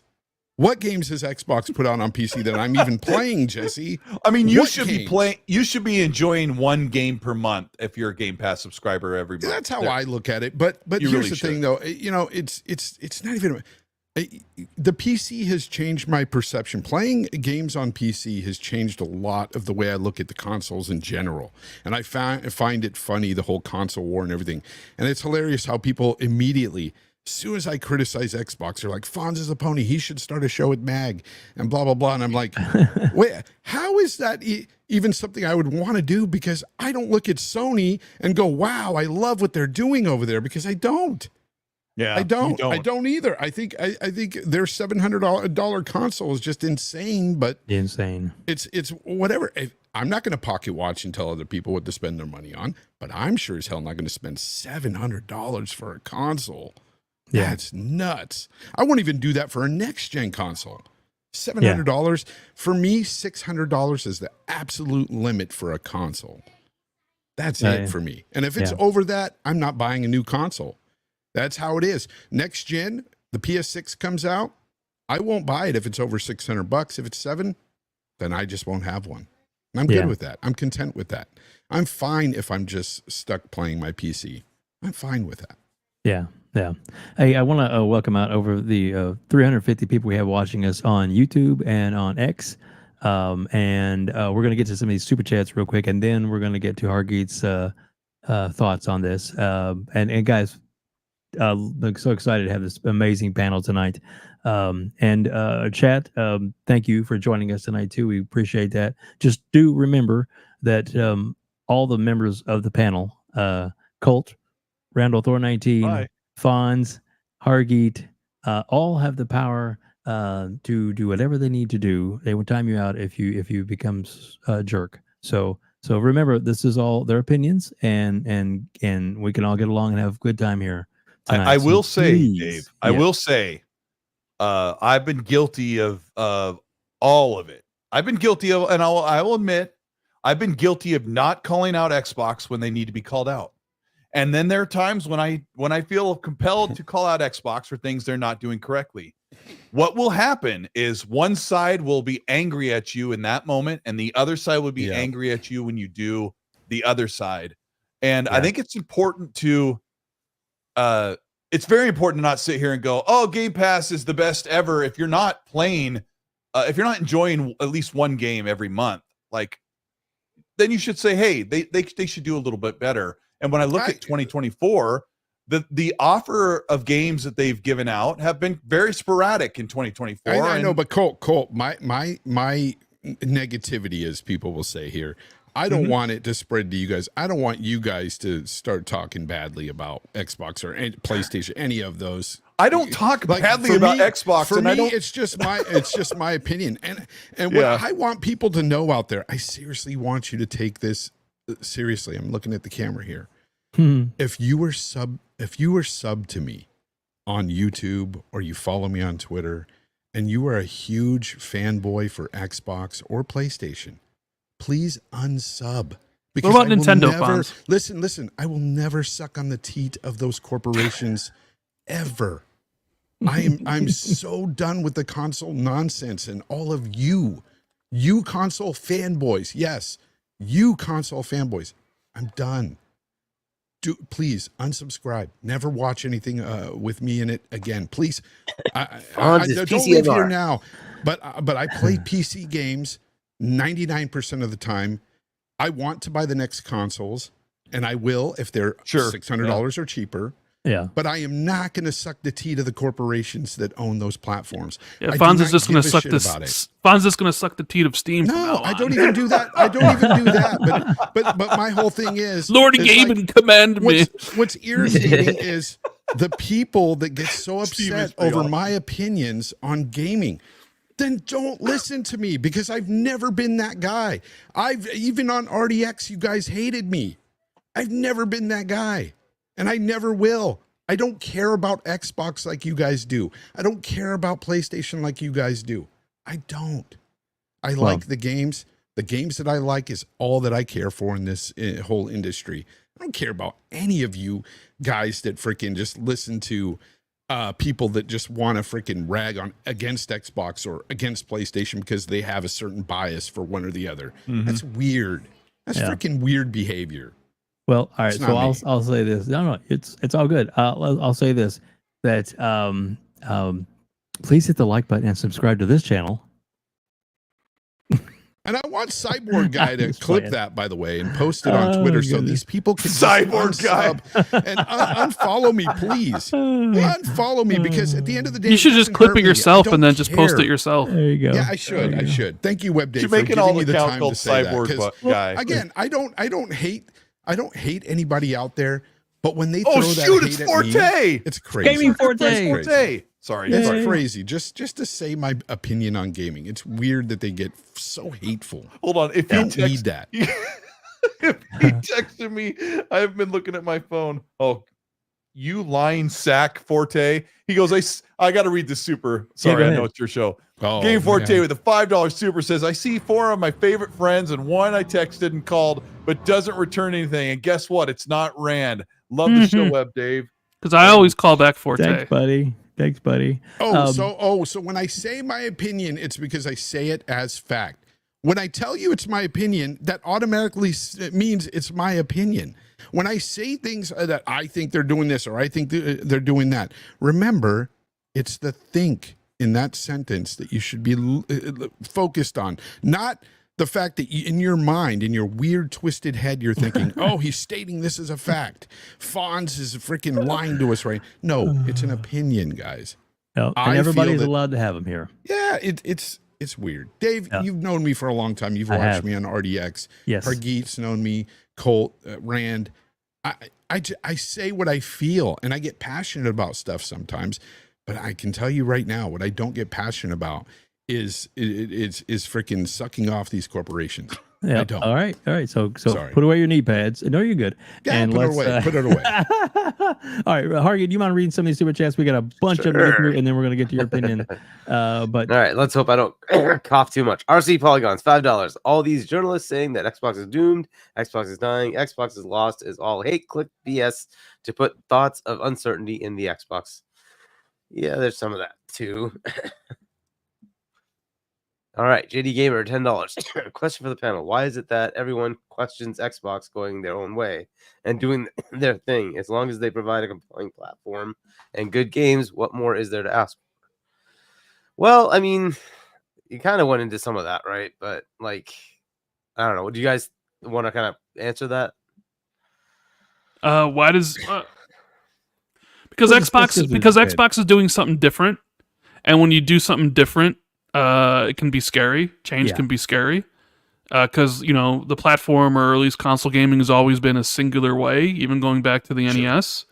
So now that like they're putting games elsewhere, and they're doing cloud and doing all these things, and they're not focusing on maybe something that you would want, a lot of people feel many different ways about it. But I do agree at the end of the day, like what it's all about is good games, and that's all I really cared. And a compelling platform to play it on.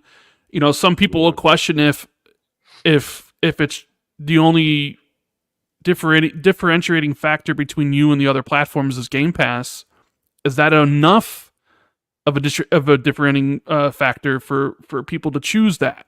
And then while there are going to be people who continue to play an Xbox, they will question like, well, did I make the right choice if more third-party games skip the platform?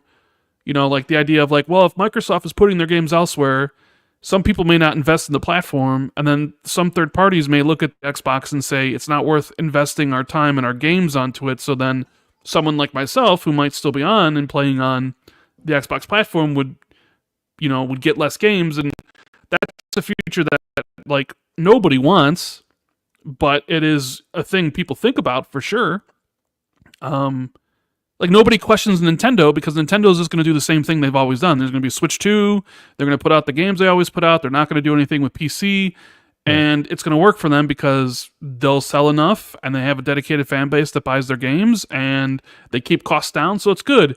And PlayStation's starting to dip their toes into, more PC, which their fan base doesn't like, or at least their vocal fan base doesn't like on Twitter. I don't think it really matters in the actual real world. But Xbox is the one that's changing a lot, and change can sometimes be daunting. Yeah, for people to wrap their minds around or whatever. So, yep, agreed. Yeah. Hargeet, we have a bunch more super chats to get through. BT Maverick, $10. What do you guys want to see from Xbox? Looking forward to at the Game Awards, being essentially the last biggest showcase of the year. Also, thank you, WebDave. Appreciate what you bring to our gaming community.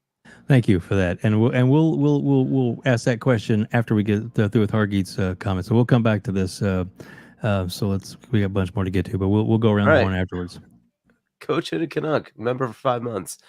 Hey all, just wanting to say hello. Thanks Cork for the membership, and I finally got an Xbox Series X last week. Oh wow, it took this long, huh? I'm loving it. Awesome. Very cool. Very cool. Jeez. Remember when it used to take forever to get one? Yeah, I thought that those days were gone. Yeah, it's pretty readily available now, right? Yeah. JD Gamer, $5. Xbox has more AAA first-party content and IP than both its competitors combined. They have the best console hardware features, a la Quick Resume and Game Pass.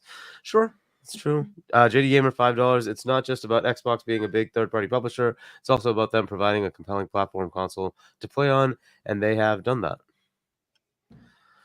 And another $10 from JD Gamer. The zeitgeist, although the fields are not representative of the larger reality or the numbers that MS actually sees. Some on this panel said that stay physical media, but how did that work out? Things change. Yeah, they do. They do. And another $2 from JD Gamer. Gaming is a business, adapt or die. It's that simple. And again, $2 from JD Gamer. By the way, pathetic port begging ponies still got no games. That's true. That's true. We'll go ahead and read. Gaming Forte, $5. So many games this year. No, they haven't. They, like first party games, they have Astro. I don't give a Concord flying fudge. They had a bunch of That's great it. games this year. Oh, it's Yeah, fine. I mean, Love everybody always counts like the stuff that's. I mean, third-party I for didn't them, want but to them play does the most of them, third-party but stuff they had a was. bunch of great games this year. Yeah, and there were a bunch of great games on Xbox as well, right? But this is, whatever. Anyway, Oh, there that's were? a different discussion. Yeah, but again, nobody ever counts those because you guys don't like them. That's it. That's always what happens. But anyway, Gaming Forte, $5. You've already read it. Moving on. That's exactly it, Hargeet. If you don't What- like games, what- if you don't like what did certain they games, have of this course, year? Yeah. Rand, Dungeons did and they have Fiddler, nothing Tower for the? World, I mean, are you asking again, me? you're gonna say, Yeah, what did they have that's this year? stupid. I Why feel you like Xbox? from that? January Like, okay, until the end of the summer, they had nothing except Hellblade, And Pal Well, World Pal wasn't World. their game. It was just an early access. Well, but And then don't talk to me about freaking Stellar Cheeks or freaking Rise of the Ronin. Those weren't their games either, right? Rise But of you the guys Ronin keep wasn't counting even with that Final of a Fantasy. game, but- That's not their game either. This is always the discussion. Okay, anyway, whatever. Danny Passion Official, $2. Fonz, where's the last week's GTL? Blame Stalker the isn't tools. Xbox's game either. Correct. It's not. So Oh weird. no! What happened? Oh no! How terrible! That's just awful. How terrible! Oh no! Alrighty then. Well, we're through the Palate cleanser. Yes, Anyways, we are. So, Hargeet, let's get your thoughts on the future of Xbox. Well, 2025 is the end of Switch 1 because Switch 2 is coming out. And then we have the other platforms. The doom and gloom just is incredible. I love it. So here's the problem that's actually happening. Gaming takes way too long to make now. I've complained about this for years. And people want to have the same level of output that we had like 10, 15, 20 years ago. We're not getting it. It's just not happening anymore. So you guys want 2 games that are AAA level every month. Good luck. Hold on. Good luck. Now, back It's then, not when happening. you're talking about when Xbox had a ton of games, the 360 era, they were Forget running off Xbox. of Take Xbox 5 out of the studios. equation. 5 Take studios. Xbox out of the equation. Take Xbox out of the equation. Everybody is having the same problem. Okay. Ubisoft used to put up tons of games. EA used to put up tons of games. They are all having the same everybody's- problem. They are. They take happening way anymore. too much time to make. They're putting not out too many happening anymore. games. And Right? also It's just when not happening anymore. Naughty Dog has one game that you can maybe count this generation, right? It's just hard to even come up with games. That's just the problem. It is what it is. Now, I'm not saying those studios all suck. I'm not saying those studios are all dead. They're useless and crap. No, it's just it takes a long time. So you're not getting that output, right? It is what it is. So what do we do about that? I don't know. You Indies partner came with in and other said, "Here's an studios, option," right? like they always did. It's not going to matter. It's not going to matter. You know why it's not going to matter? It costs too much. There's no way you can make it back. You see all the failures, right? That's what's happening. They tried. It's not working. There's just no easy path. We had Sean Layden come out and say exactly that. They're costing too much. They're not focusing on gameplay, and they're failing. Shocking. Is this not predictable? It is. It is. It's totally predictable. This is where we are. Now, unfortunately, people, like you were saying, like Ren, people don't like change. Yeah, you know what changed? Your games take too long to come out. That's what changed. Now, as far as the Xbox platform, look, Game Pass is not for everybody. Game Pass is for people who like variety. If you want AAA big, huge games, there's just not that many that come out every year. That's just the way it is. And they're not going to have all of them. You know why? Nintendo has some of their own. PlayStation has some of their own. They're locked. This is the way it is. And PlayStation is always going to go in money hat games. They're going to be taken away. Oh, well, it is what it is, right? So you got that. Whatever's left over, they'll try to get some of those, put them in Game Pass. A lot of that is not going to happen. Now, they have their own games. They can certainly put those in. But again, you're not going to expect 30 games every year. It's just not going to happen. It's not going to happen. You're just going to have to deal with that. That's wwhat indie games exist. We never So got Game 30 Pass- games a year, even in the heyday. Sure, we did. There was a lot of games that came out every year. Dude, look, there was a game, what was it? I mean, 2007. If you were that on had Xbox like 360, 20 you didn't get. AAA fantastic games all in the same freaking year, right? That happens. But that's not going to happen anymore. It's just not. It's so tough to do that now, right? But whatever. Moving on. As far as the platform, what they've done has made it shaky. And that's on them, right? Because they're changing their model and they're going very fast. And they're not letting people adapt. So it's just a bad position to be in. It's going to be uncomfortable. I've always said, this is like Pactor was saying, hey, they're forging their own path. It's not about even Game Pass. It's the fact that they're the largest publisher of games. And if you're the largest publisher of games with a platform, that's just hard to freaking manage. How do you handle that? They're going to put games elsewhere. There's just no way around it. There's no way around it. They have to do it. Now, the question is, how many can they keep? I don't know the answer. I don't think they know the answer. They're going to have to feel it out. And it's going to be uncomfortable. I just don't know how you get around that. Yeah, I think they're that's gonna the continue part to they're expand. testing. Yeah, I think that's Yeah, exactly, right? It's at some point you just have to accept that they're basically the largest publisher of games. And when you get to that level, it's going to be weird. There's just no way around that. You should expect games to be on Nintendo, expect games to be on PlayStation from Xbox. because they're going to put stuff in other places. Obviously, games like Call of Duty is never going to be taken away because they want to make the money, right? Minecraft is the same way. Many games are going to be like that. Some of the games, they're going to try to stay exclusive, but they might be small games. And then you're like, well, what's the point? Because that's not enough to draw people in.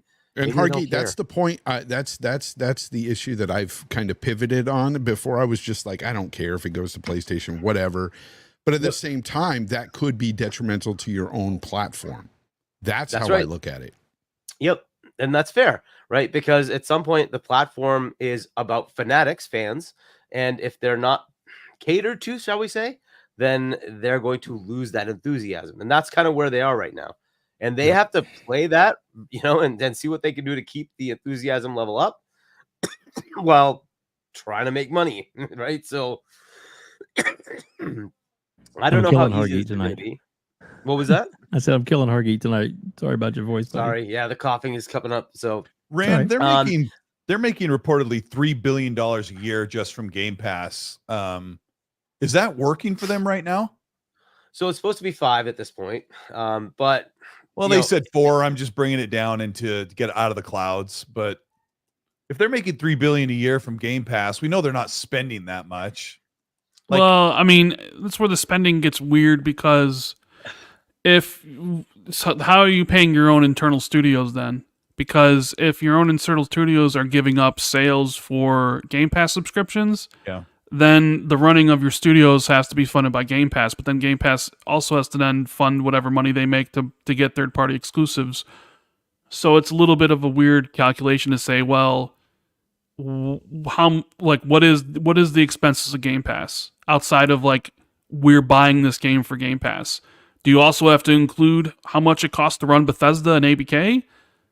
Because those games, everybody's playing. I mean, I know there are still people that buy them on the Xbox platform, but I would imagine they've lost a lot of sales on the Xbox platform to Game Pass because that's how Microsoft positioned it.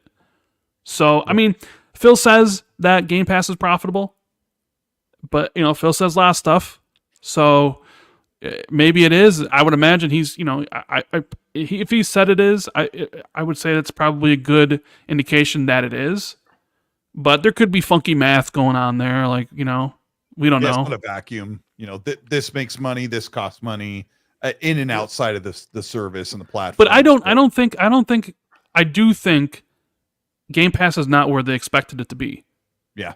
I think. Yeah, and they wanted to grow more, right? Obviously, right? Their path was 100 million. They're at 34, whatever it is, 5, whatever it is, right? They're way below what they wanted, but it's still growing, and they have to figure out ways to make it better, right? Yeah, and how do you make it better, though? I think that's the issue. Is it doing what you're currently doing, which hasn't really led to any growth since a couple years ago? Is that the path forward? Is putting Call of Duty and all the ABK content and all the future games that you have on there going to increase it year by year, every single year? Is getting a good mobile push where you're on mobile platforms? Is that? I mean, I've seen some interesting projections of theirs. Yeah, and they're very, very, they're optimistic. I would say very optimistic of where they're going to be 10 years from now. But I mean, as a company, you sort of have to be. Yeah. So it's, I mean.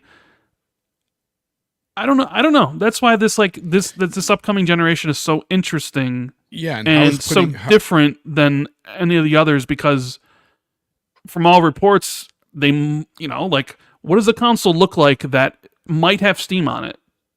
What about the handheld? What about Microsoft's multi-platform push? All these things can affect each other. How is it gonna be for Xbox fans if they announce Halo CE remake? But then it's also day one on PlayStation and Switch too. Does that really reduce the enthusiasm along a new platform? And it'd be well, if everything's just going to be over there, why would I invest? I mean, there's all these questions that we don't have answers to. We don't know what everything looks like. So in the chat hit it on the head, I feel. He says the goals they had with Game Pass before ABK are different now. I think that's possibly it. I think that's probably it. Well, that's absolutely it because I've said this a bunch of times on my podcast, but I'll say it again. When Microsoft made the decision to buy ABK, Xbox was in a different, much better position for the future. Keep in mind, when they were talking to Bobby Kotick and all this stuff, it was November of 2021. The Xbox Series X consoles were outselling the PlayStation 5 at the time, regardless, even if the PS5 was having some shortages. And Game Pass was exploding in sub growth. So they made the decision then, okay, we can afford this. What's it going to look like?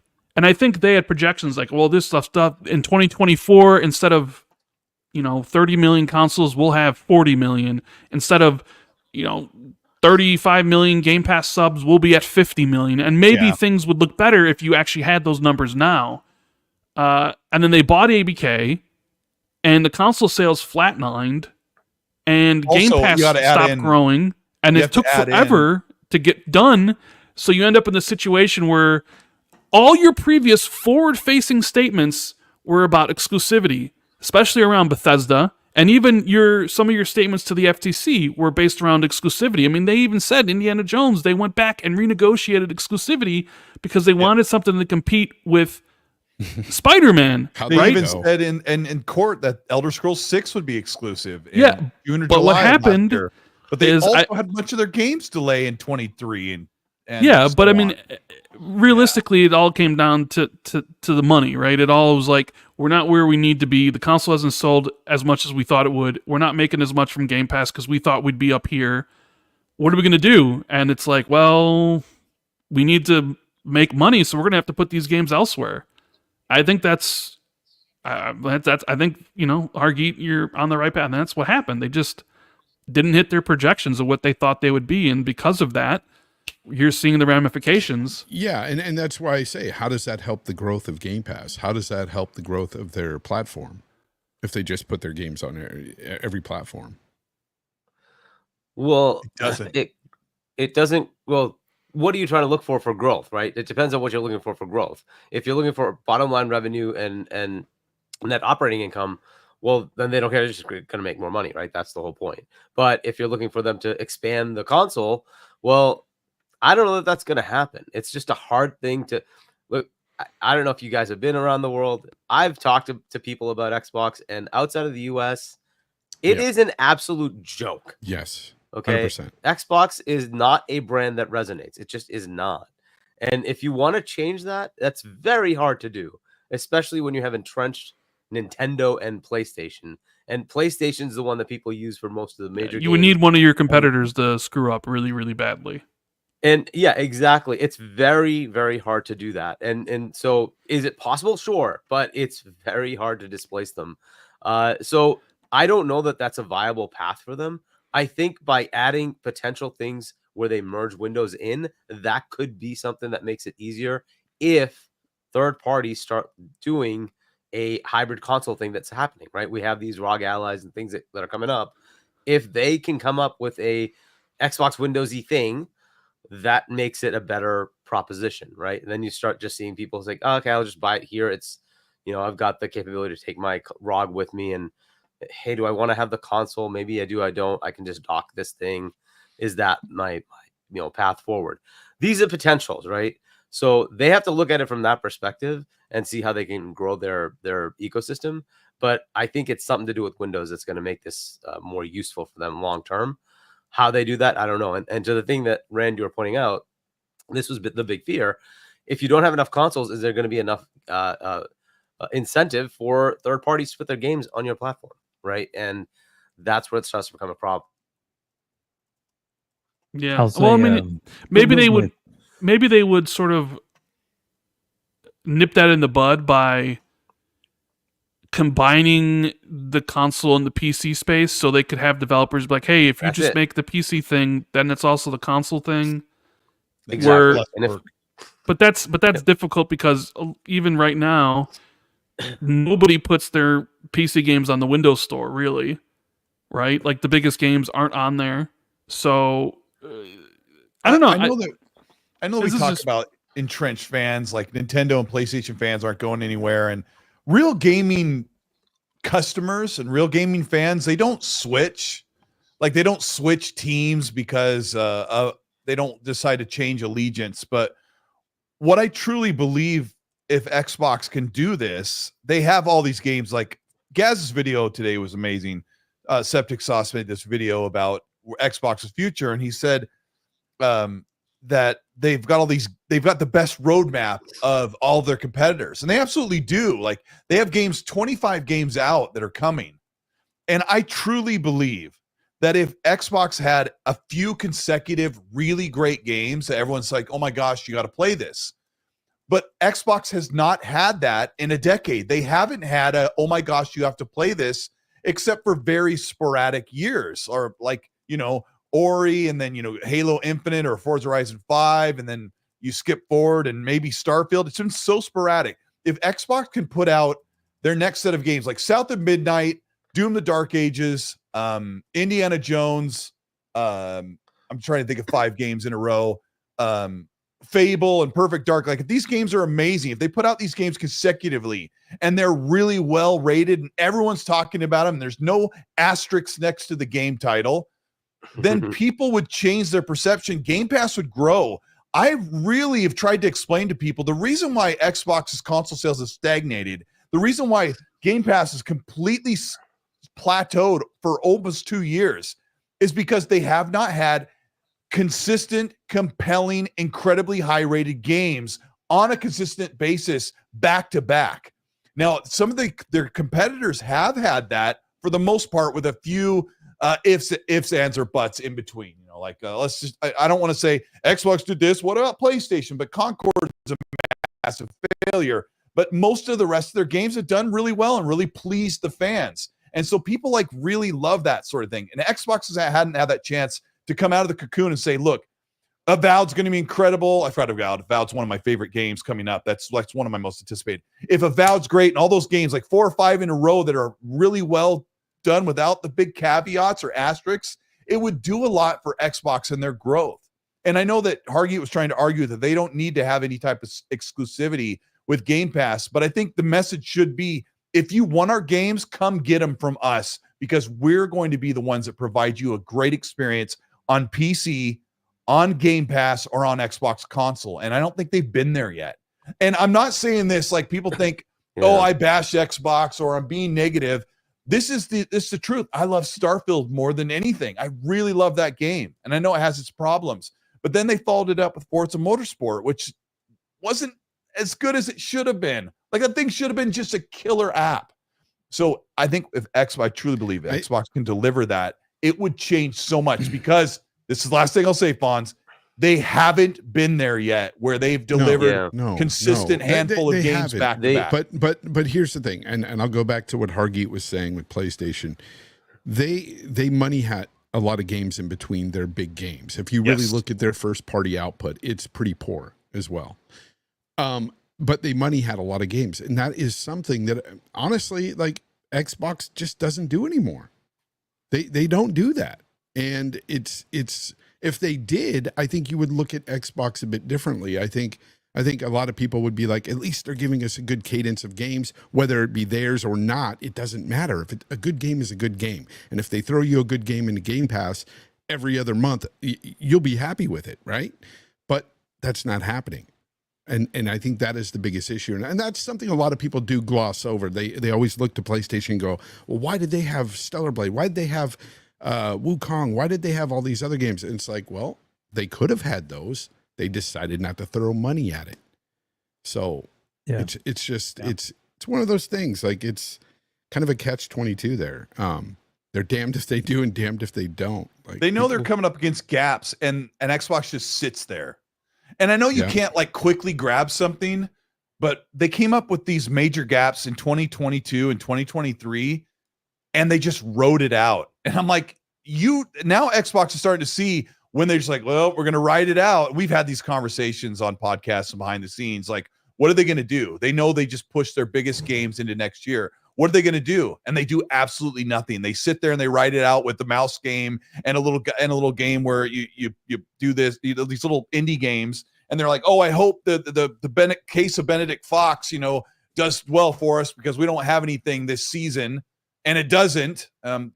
These are the things I'm only complaining because you need to say, if you're paying for Game Pass every month, you should really hope that there's one thing in there that you like to play. And Hargeet plays all of it.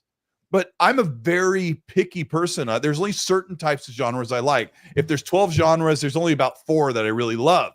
And Game Pass doesn't always offer games in those genres. So it can be a little touchy at times, I guess. Yeah. Don't mean to jump in, but I want to jump in real quick because this conversation is fantastic, by the way. And thank you to the Sorry, it's rough. No, I apologize. No, dude, this is I love this. This is good stuff, and I appreciate every single one of you all being here tonight. Rand, Colt, Fonz, Hargeet, and myself. This is an awesome show, and we have my God, we're almost up to the 2 hour mark, but we got a few more things to talk about real quick. But I also want to thank for over 400 people for being here, and we have some super chats and some great Hit that like. Please hit that like button, yes. And then we have a bunch of memberships that we're giving out. Oh my goodness. A lot. Good job. So if you don't want to read I don't those know if out, I even have that here. Let's see if I can scroll back enough. you have to go back. He did 2 sets of 5. Yeah, I know. Let me go back further. Okay, that's MASH. Here we go. Spartan661. All right. Kuri Cosmos. What a Joka. Joseph Saga. Mike. And then I think that's it for the first one. Is that 1, 2, 3, 4? There should be one more. And I'm not seeing it. Yeah, I don't see another one. It's all right. It's there's Spartan gave 5 memberships, and then we got Mash. Nash gave us 10. Damn. All right, Good job. just to piss everyone off. All right, Rowski, Danny Fashion Official, Focus Active, Pranksta 86, Marlon Lude, Eli, Ryu Art Gaming, Parasite 82 Green, Day Reezy, and then Andrew Cannon. There you go. And then we Spartan have did it another again. Spartan I'll did 5 spare more. everyone. Yeah, we'll just Let me thank just you, get the Spartan, so names. much. Okay, we got Dave4568, Andy B Drumming, Brian Majetic, and Boss Mod Lethal Papa, and Skywalker UAV1. So thank you guys very much for giving out gifted memberships, and now you have access to all the emojis. Over 15 emojis. If you want to burn them up, use them up, have fun with them, we appreciate that. And if you want your gifted a membership for yourself, they're only $1. One single dollar gets you a membership and access to all the emojis, and we greatly appreciate any support that you give the channel. Thank you so much. Subscribe to the channel if you haven't done so already.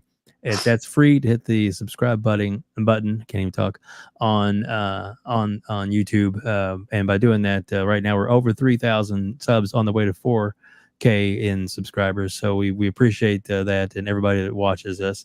We do have 2 super chats. We're going to read those real quick, and then a quick member chat, and then I have one more thing to say, and then we're going to get to our last quick little round topic. All right. JD Gamer, $2. Xbox needs to money hat some games like Wu Chang. There's good and bad in that. I don't know, but anyway, I mean, JD Gamer, $2. They just spent the money to get it on the Game Pass. Yeah, That's what they do. That's a better thing to do. That's what the change they made a long time ago. I mean, unless JD, you mean like they should publish their game through Xbox Games, where it's like they're like a what was the game that we haven't seen yet? Project Typhoon, Contraband, or Towerborn. Yeah. Those are games that Xbox actually funds and publishes. Where he might be saying just take it away from PlayStation. To kind of and I think that's what he means. But I think Microsoft thinks getting it in Game Pass is better for them than getting it exclusive, essentially. Yeah. So that's why they do it. Yeah, but I wish they would do more of that. You know what I'm saying? Like, I wish they would have done more of that with Game Pass. There was. Yeah, I don't know if it's cheaper, but I think it's better. I like it being in Game Pass. Yep. All right. Couple more. JD Gamer, $2. Pathetic port begging ponies got no first party games. And the next one.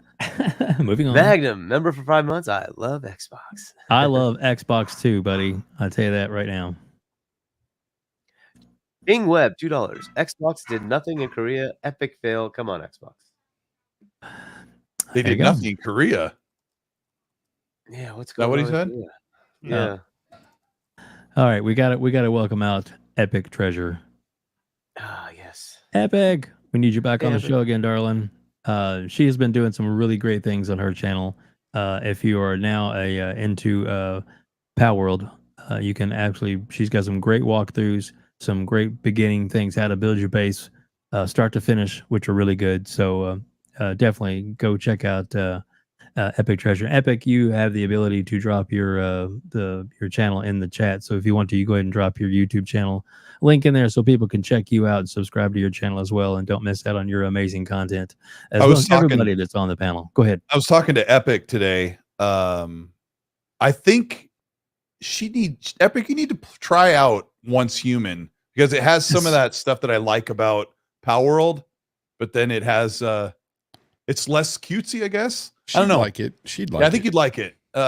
If you get super bored, and I mean really, really bored, watch a minute of the video I put out a couple days ago or yesterday or whatever. Yes, I was going to actually recommend that because I watched that and it got me to download it on my Steam Deck, which it actually does run on Steam Deck. Yeah, it ran great on my ROG Ally. So, you know what was weird? Fawn's gonna hate this. I ran the game at medium and capped it at 30, and it felt good. I don't know why. I don't know. It felt With right. that, I'm outta it here. didn't feel weird. Sacrilege. And you know me, I'm like Good 60 night. or bust, right? But you know what I mean, Fonz? Gosh. What did was it for your ROG Ally? Is that what you're Yeah, saying? on the ROG Ally, and I don't know what it I was, thought you but meant I'm like, your 4080 Super. I was about to come over and slap oh no, you no, all the I'm way to 4K Washington. 120 on the PC, but on the ROG Ally, Okay. I ran it at medium settings at 1080p Why did you 30 or why'd something. you cut it at 30? Was it because Because it I was did not because it locked can be a little 60? iffy on PC, and I Well, just that I left that it makes 30, sense. and I If started it's- playing. I'm like, I don't hate this, which sometimes we say that as console fans, but Yeah. it was not bad. So I will say this. Why so serious? I love you, buddy. I do very much, and I understand his comment. And I don't think he meant anything malicious by it. WebDave, next time warn us when you're doing a weapon wheel pony show. Okay, so Nobody everybody praised has their Sony tonight. Yeah, Oh, Dave. exactly. I know. I did. But the thing is, it's the show first and foremost I is like about gaming. Astrobot. I prefer Xbox. That's my platform of choice.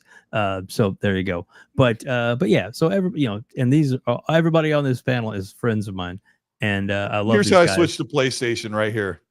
I'll pull the Dreamcast. This is how I switched to PlayStation. People always say, "Oh, you're going to switch to PlayStation." Yeah, I'll switch HDMI's. What so moronic? Yeah, Like, yeah.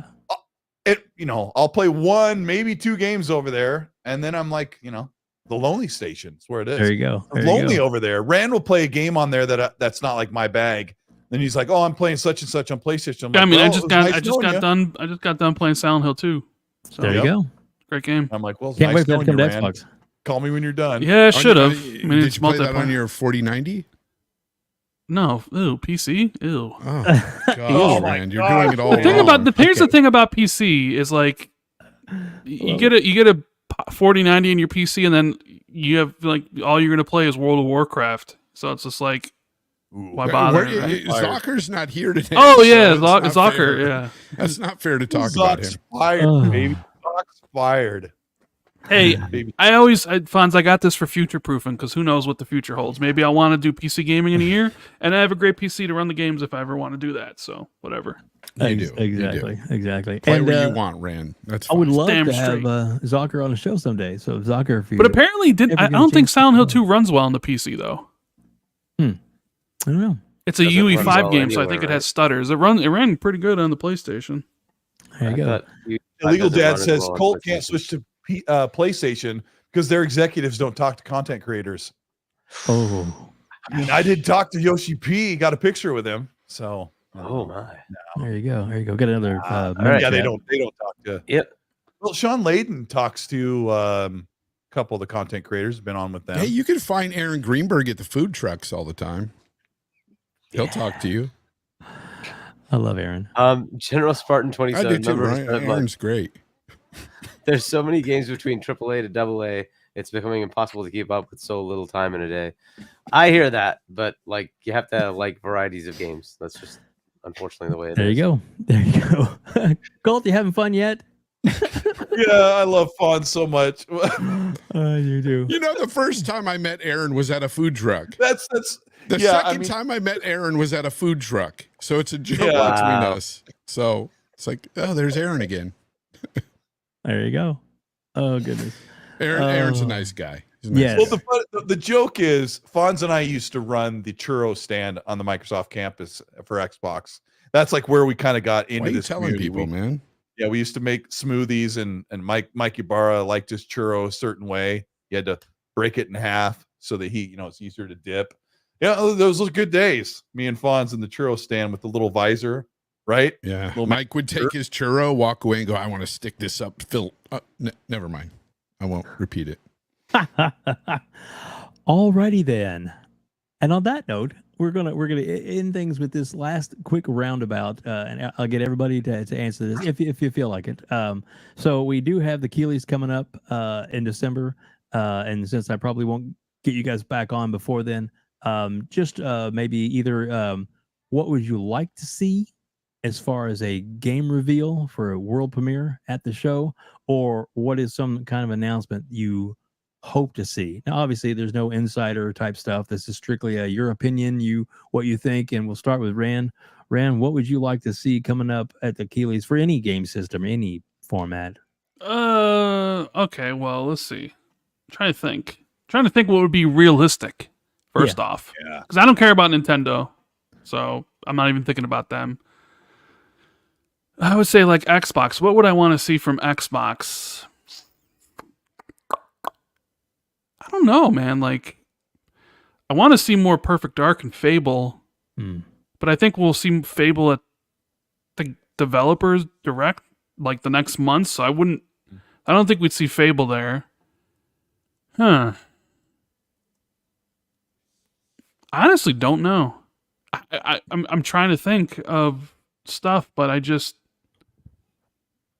come back to me. Come back to me. Let me think some more. I need to think some more. Come back to me. You did. All right, we'll jump on to Colt. Colt? I'm Same trying to question. think of what would make sense, because I would love to see Avowed have another gameplay showing, but it wouldn't make sense at the Game Awards because it's time for them to show the third person mode. And I think that would get people excited. Bro, they to did see show the Avowed third person mode. They showed them. They also walking said that it's 3 like more of an. seconds. They also said it was more of an accessibility thing.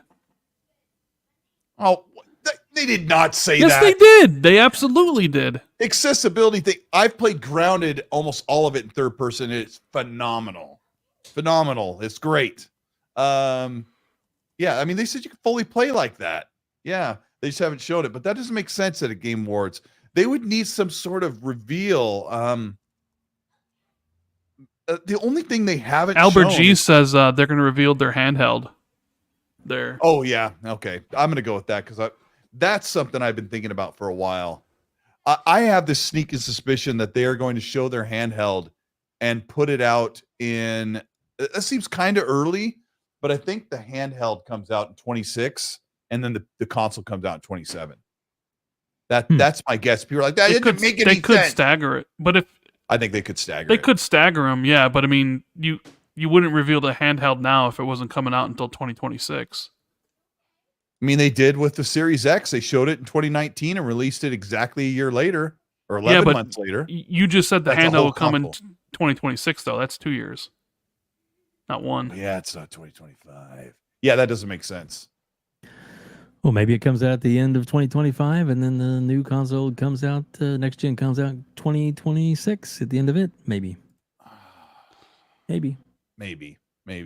If I was going to say a game, I would say they need to show Contraband, but I'm not. very Contraband, the excited. right platform for the Game Awards? Yeah, I don't know about showing that. I don't- One more thing, and Contraband comes out. Yeah, I don't. What about Everwild? Anymore? I don't think Everwild is ready to show yet.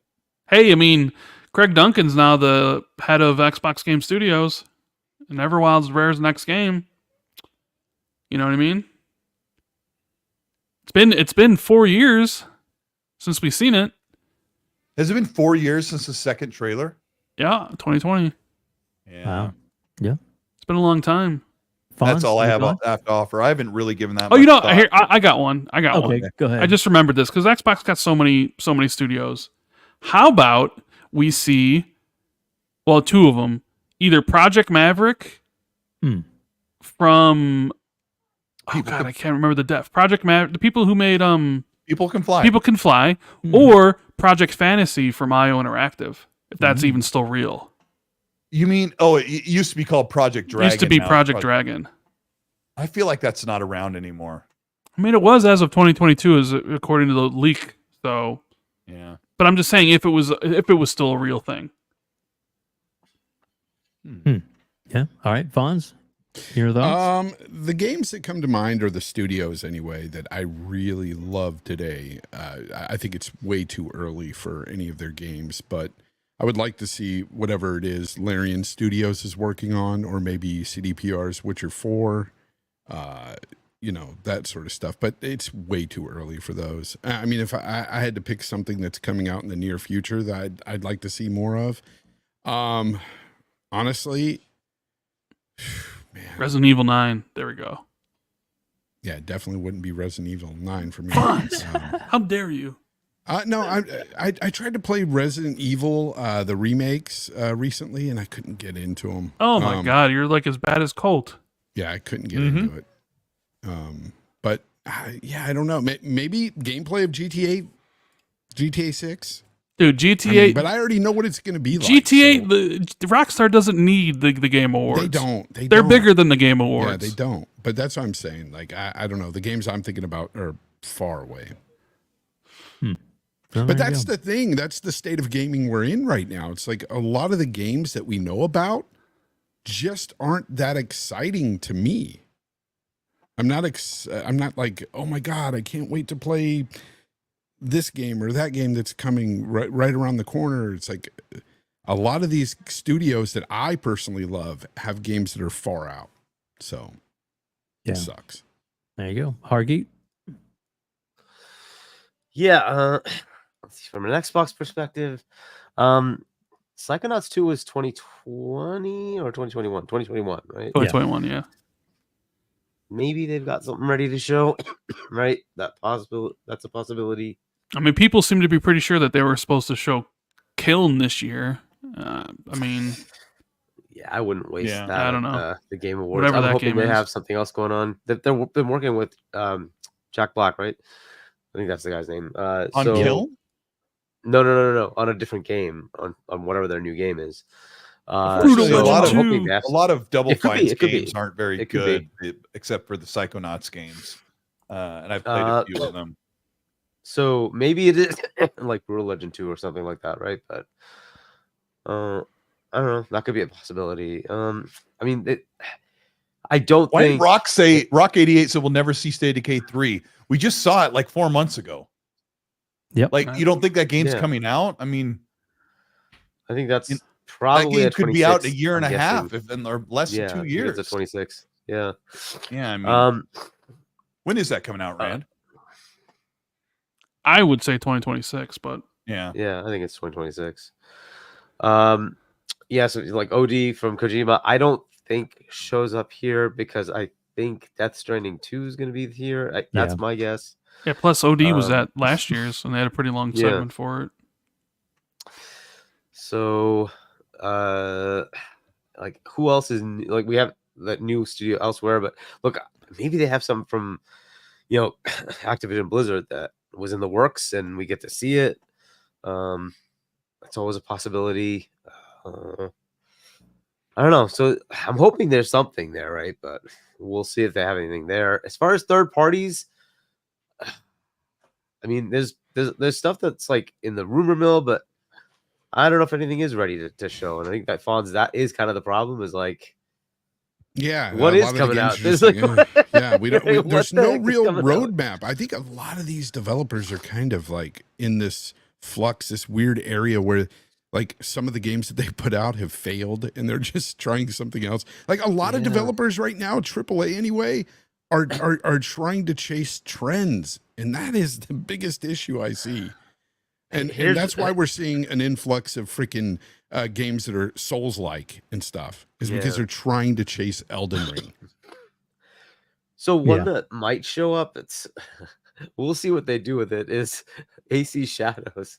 Because that thing needs boy, that needs all the help it could get. Exactly. I don't know what the heck they're going to show because they're in some controversial territory there, right? So maybe they have some like, here's an updated look at AC They're Shadows. like, here, we fixed the Tory Gate. Yeah, for real. Big shout out to Spartan661 who gifted another 5 memberships. Choo choo! My goodness. So thank you, dude, so much for doing that. I thought of another game. How about Judas? Oh yeah. But I mean, I think it was at last year's though. But that was just another game I was thinking about. I want to see more of because it's a lot like Clockwork too. Revolution. Yeah, well, in BioShock, right? Yeah. There's something recent that In Exile said about Clockwork Revolution and on that it's not Twitter, I think. That kind of like revealed more. They said if you're into games that are, did you see that tweet, Rand? I saw it. What was it, Hargeet? What'd they say? It was games it was like somebody was asking about what are you looking forward to for games or something along those lines, and Clockwork Revolution actually responded, and let me see if I can find the exact thing they said. But it was cool. They like they're like ready to go. Game is like, huh?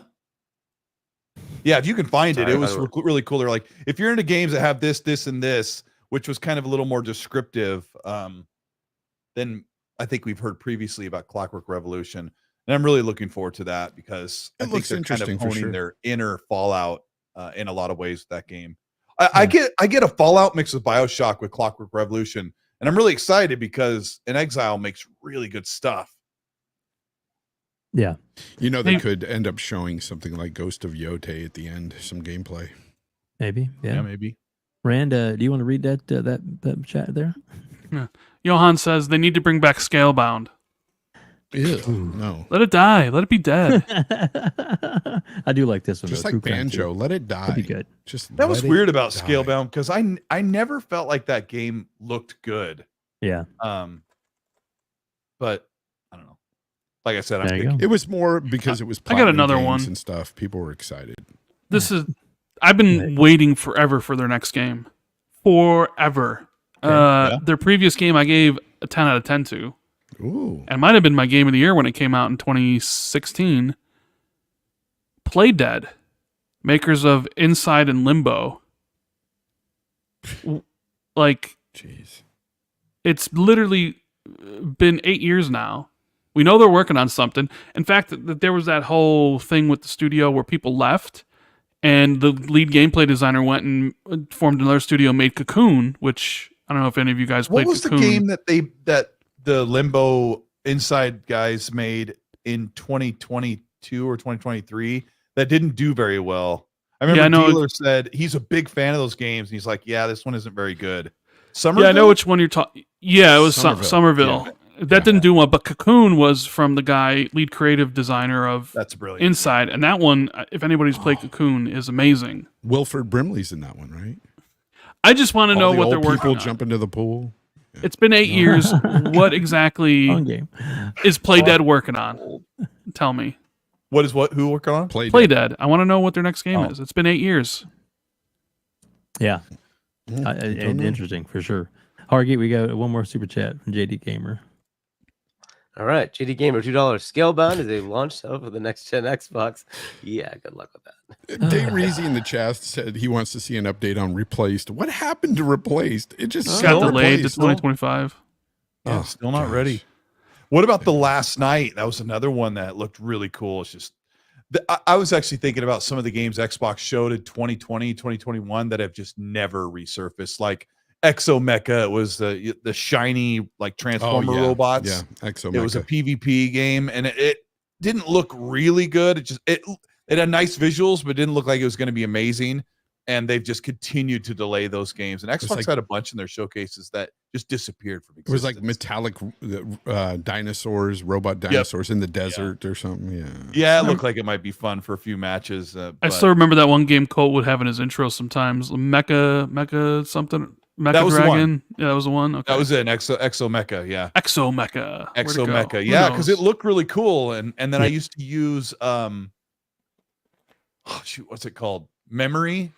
Bright Memory Infinite. I remember that looked like kind of next gen. And then I played through that game in 5 hours. I'm like, I'll never play that again. So what Xbox games are you guys, or a game, I should say, just one, are you looking most forward to in 2025? Avowed for me. Avowed Fable. for me too. It's easily I don't Fable. think Fable is going to be out in 2025. I'm just saying, like, currently it is scheduled. If, for currently 2025. it is, yeah. Okay, so I would probably say Fable. If it was 2025, I'd say Fable as well. What about you, Hargeet? Like, the thing is, I kind of know what Avowed's going to be because I know what Obsidian makes. Yeah. And I'm Fable, I'm very curious how Playground approaches it and what that looks like. You know, it's so dodgy about what that game is like. They haven't shown any continuous gameplay outside of I've done the edit. I have it all edited down. Let me go back on that for a minute. While I am super interested in what Fable is and what it's going to be, I think I'm most curious about South of Midnight, simply because I have repeatedly been a compulsion hater. Same. I didn't believe in them. I didn't understand why they purchased them. We Happy Few, in contrast, in my opinion, were mediocre as you can be. So I was kind of like, why'd you get them? And the gameplay showing at Let's Showcase made South of Midnight look like really good. So now I'm wondering if I'm going to have to eat my words. You know what? If the game's great, I'll eat my words. I don't care. So I guess it would be that to see if like looks good, but I wouldn't put that over Fable or. But the thing is, it's more about me having no faith in the studio, being like, why did you even do this? 100%. Okay, then this like I have faith in Playground Games up and down. You know what I mean? Here's the positive part of compulsion. Here's the positive part of me, and I've said this lately, like our favorite studios from last decade, they're gone. Those people no longer work there. So it stands to reason that somebody like Compulsion is due to be a great developer. And I try to be a little more positive and a little more optimistic about games like that because BioWare used to be one of my favorites. They're not the same studio they used to be, so it's hard to see if Veilguard is going to be amazing, you know, or the next Mass Effect, right? You're like, man, I really hope, but I don't. The track record's not there. But Compulsion could come out. It's one of those studios like this could be their game. But some of our favorite studios that have always like they start with smaller games and then they get bigger and bigger and bigger. Some of those small games hit immediately. Contrast We Happy Few didn't hit. I think there's some brilliance in We Happy Few, but I didn't finish it because I just kind of really lost interest. So with what Rand's saying, I would love to be proven wrong like you, but I say both things at the same time on the scale. I say they've never had a hit before, but they maybe do. And Project or South of Midnight looks really cool. I think it looks cool. It's like my type of thing. Third person, you can as a traversal mechanic, which I always love those things where you feel like you're more than just a human. And I hope they hit it out the park. I hope it's good. Yeah, I think it could be. Exactly. Hargeet, we got another super chat real quick before we wrap things up here. Hargeet. Sure. Well, hold on. Hold on. Jesse Pete, when did I ever say anything iffy about Fable? I didn't say anything. I think Fable looks incredible. They've just been dodgy about showing gameplay. Fable is, and I've said this many times, Fable is probably the best looking game that we're going to see in a long time. I think it looks almost as good as Hellblade 2, but it's going to be way bigger. Playground is incredible. Yeah, I'm just not sure if Fable is going to make the holiday 2025 window. I think that's going to be a little strange, but yeah, no, Jesse, Fable would be one of my most anticipated for sure. Fable is. Oh man, that thing is massively huge. Yeah. Mouth of Sid Knight. Anyway, sorry. Go Hargeet. No, it's all good. Mouth. But let me bring it back up, Hargeet. There we go. All right. Well, broke by Lewis, $2. Any update in the new Hollow Knight game? Yeah. Oh, my son is waiting for that. Nobody He knows. loves Hollow Knight. Yeah. I think eventually it'll come out. My So- son is a very much a Hargeet gamer. He plays a lot of double A's. There you go. He prefers them. He prefers them. Oh, guys. So as I to your raised him question, wrong. the Just answer for kidding. me is I think Fable as well. I hear you, Ren, on the South of Midnight. I found the same thing. Compulsion is they're okay. I didn't even finish. What was there? We Happy Few. I played it like halfway, and I'm like, I couldn't. Whatever. I just couldn't be bothered. The other one was it Contrast? Is that the other one? Contrast, I didn't like Contrast, either. Yeah, Yeah. I did finish that one. But again, it was okay. It wasn't like the most impressive thing, but whatever. So yeah, I'm actually curious what it's going to be about, but I think I'm more interested in Fable. So Yeah. and we're all skipping Doom, of course. I don't know why, but whatever. Because Doom's amazing, Doom's and great. everybody We knows already what know, Doom yeah. is. Is like, Yeah, Doom is Doom's just a no Doom. question. Yeah, it's a no Yeah. question. It's gonna It'd be be- surprising if Doom was bad. Everyone would be shocked. and I know what to expect from Doom. Incredibly amazing, punchy combat. Yeah, dude, you did not It's say just a that, given. Rand. If Doom ends up being bad, people are just going to go, it's because of Xbox. I mean, Xbox they did absolutely it. would. If it's great, it's like, hey, Xbox had nothing to do with Xbox it, had and exactly. of if it's course, bad, of course. oh my God, course. Xbox. They got the Xbox stench. Yeah. Yep.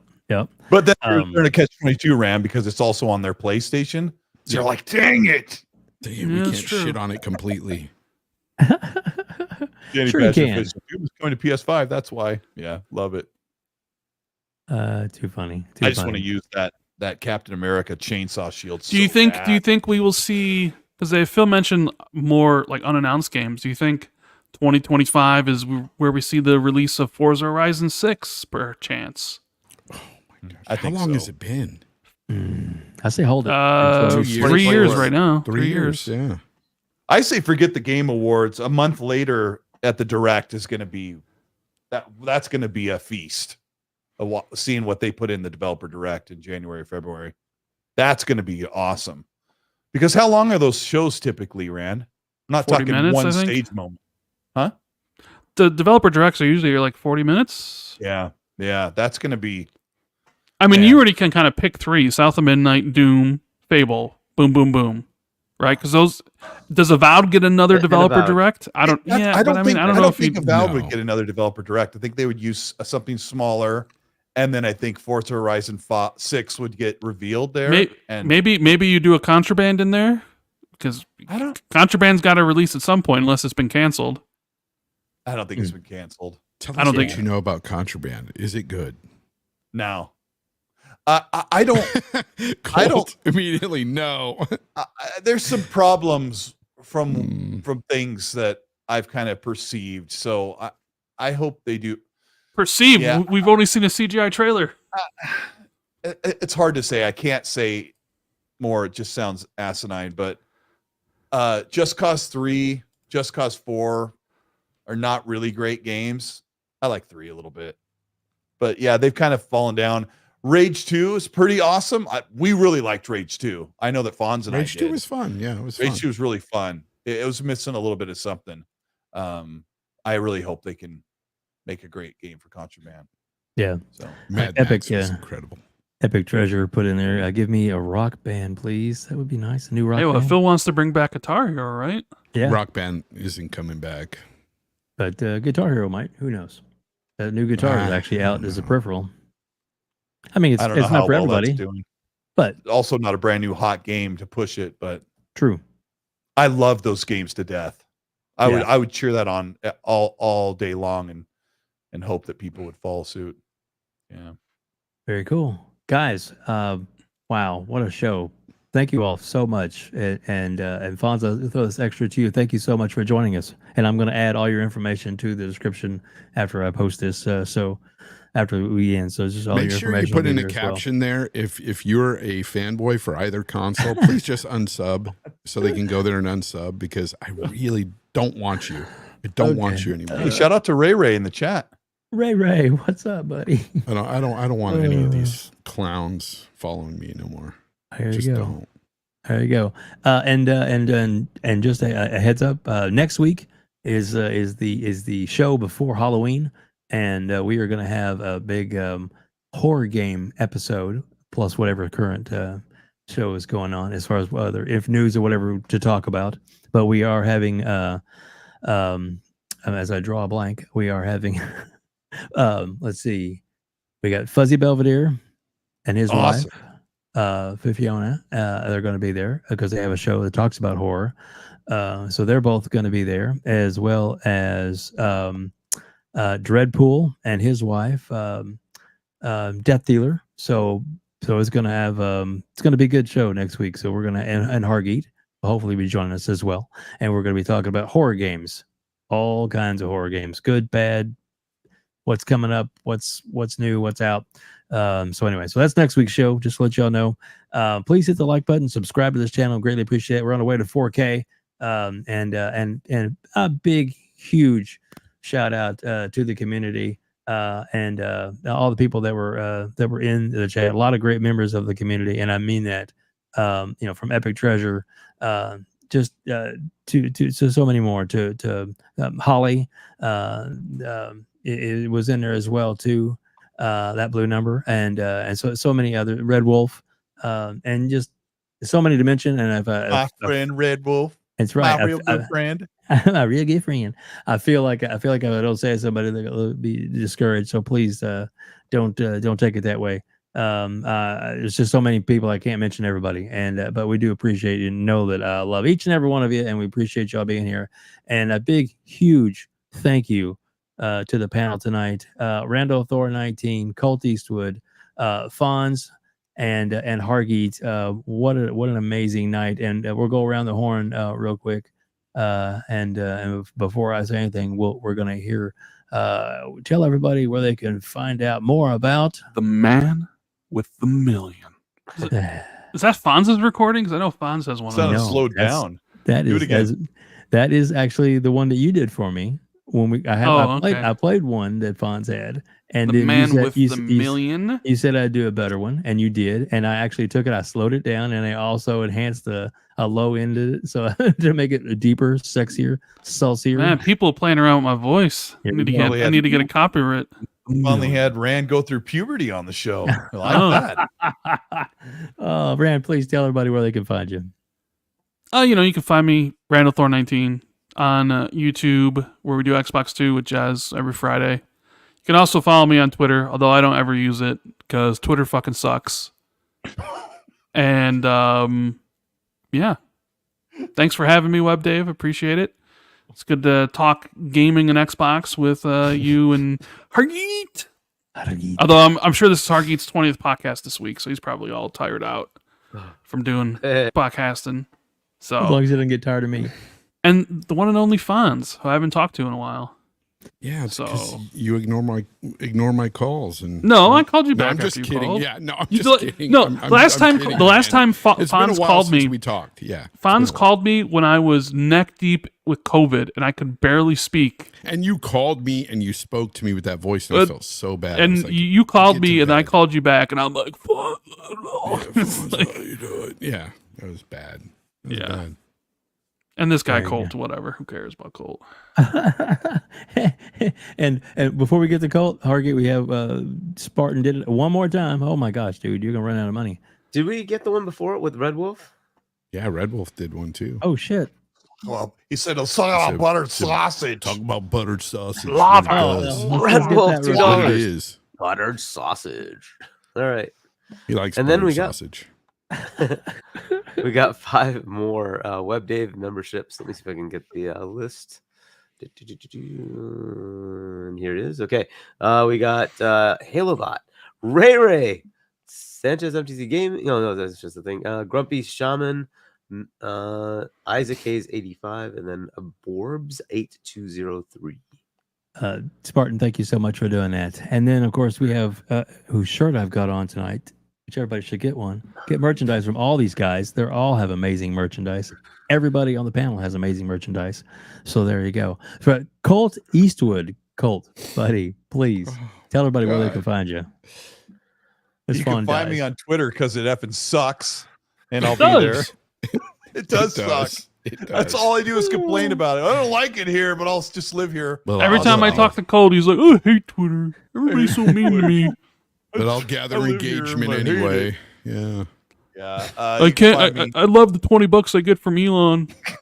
It's where Every my mental well-being and my safety is worth the $20 I get a month from Elon or whatever. Yeah, I'm on YouTube where I occasionally make videos. Try to do something about once a week when I can. But thanks for having me on the show. It's good. It's been great, and a nice critical look at everything, and a bunch of games that we're gonna play the crap out of. So I'm excited. Really excited. I'm really excited about the next couple months, especially starting here in like 10 days. It's crazy. It'll be good. Thanks for having me on. Dude, well, thank you so much for being here. I mean that. Like I always say, I try not to abuse the request for Rand or for you, because I know you guys are busy with big shows of your own. Abuse it. Abuse it. No, Hit them up every all. day. Not at all. But I do appreciate you all making the time to come on tonight, and it means a lot to me. So thank you so much for that. And Fonz, please tell everybody where they can find you, reach out to you, or stay away from you, however you like to word it, and when your show is on next. They can find Fonz on Steam and Steam, and no, they can find me in a home. Verge. I don't know why this Verge Bristle said you're an ass for being homeless, Fonz. You reap what you sow. What? I don't get that, but whatever. Colt, you didn't have to hide that. That's hilarious. Verge is a guy I've argued with in chats before. He's one of those weirdos that follows me around. I don't know. But please unfollow. You're weird. You can follow me sitting here in a home playing my 4090, having fun, playing games, and laughing at people like you. Also, you can find me on that freaking X or Twitter, whatever you want to call it these days. And I'm at FonzGaming there, and FonzGaming here on YouTube. So yeah, that's where I am. Thank you so much for joining us tonight, buddy. I really appreciate it. So thanks for jumping in last minute. I appreciate it. It was awesome. To be honest, it's the first time I was able to get on with you, because usually I can't do Sundays anymore. And I was like, oh, you offered? I will oblige. So. And I appreciate that. It means more than you know, and I thank you for that. I appreciate you, Dave. You're a great... I got to say this about Dave. Dave is one of the nicest guys in this community. Always has been. Always a big supporter. And I mean that, man. When I went through some trying times, you've hit me up in DMs. You're an awesome guy. Thank you, sir. I appreciate that. Like I said, I love being here with you guys among legends, and I truly mean that. So thank you so much. Hargeet's here, of course. Hargeet, please tell everybody where they can find you, where they can buy your book, and where they can reach out to you on Discord. Yeah, exactly. Chani. But speaking of Discord, I did find Colt that tweet. I sent it to you, WebDave, if you want to actually show it or not. Took you long enough. No. Sorry. This is about Clockwork Revolution. Take it away. Yes. So, Dave, if you want to show it, yeah, there's the original from Kind of Funny, and then the actual response. Let's see here. Present. A window. Is that the right? Yes, there we go. Come on, Dave. I'm working on it. Figure it out. It's when you're running a show live, it's like, yeah. Exactly. And then, like I said, I have the sound issue on my board where I can't hear myself tonight, so it's really. He says, "How excited are you for a deep narrative role-playing game set in the beautiful Unreal Engine 5 steampunk city, where you can travel into the past and your actions shape the world around you? Made by the devs of BTM Bloodlines, Arcane, Fallout, Destiny 2, Wasteland, and more." Oh, you said Wasteland. Yeah, Wasteland. You could, Fonz, do the thing. You can also find our products at when you did your commercial. What would you say? Oh God. Yeah. So this was the original tweet that they responded to. So, but yeah, and Vampire the Masquerade is the VTM there for those who don't know what VTM is. I've never played Vampire. Never. Yeah, so it's a narrative Fonz, game. what did you say at the end of your commercials? Also, you can find us at all. What was at CVS stores. Yeah. Yeah, I remember that. All right. Back when I used to make content. Go ahead. Speaking of content, My YouTube channel is Hargeet Chani 1 if you want to subscribe. If you want to pick up my sci-fi novel Emergence, it's shop.china.us. You can pick up merch, which I'm like wearing, and there was the mug that we showed. And then you can get a signed copy. You can also just get the book from Barnes & Noble or Amazon. And then I'll be on with with Boom on Wednesday at 7 p.m. U.S. Eastern Time.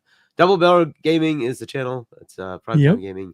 And then Fonz, hopefully we're on 10 o'clock at on Wednesday, 7 p.m. your time, but 10 p.m. my time for GameStop Live.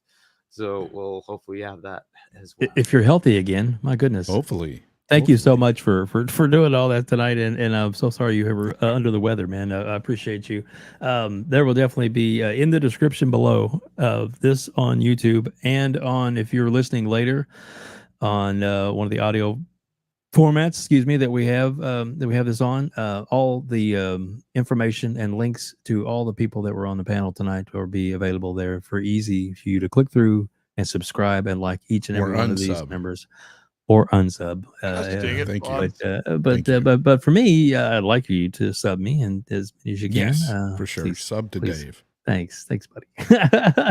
and Colt, I gotta. Sorry, Rand, I gotta ask you a quick question. So you have merchandise in your store. Do you have with your new logo that you got on? Do you have new? I don't think so. I don't even think we have merch. I'm not sure. That's my fault, by the way. You don't have merch? I asked Colt to make me some a long time ago, but he never did. Oh, yeah, Colt, you piece of shit. Well, I know. But hey, I also asked Sean the Bree. I also asked Sean the Bree too, and then he didn't do anything either. So, jeez. Well, see, I would buy a shirt with just your icon on it right there, your avatar. That would be cool. Yeah, saying the man with the man. There you go. We need the dark version, though. We have it with the laser eyes. Dark Rand with the hood on. Dark Rand. Yeah. Dark Rand doesn't come out no more because Dark Rand doesn't use Twitter. Man, you're not making that sweet $3 a month on Twitter like I am. Yeah.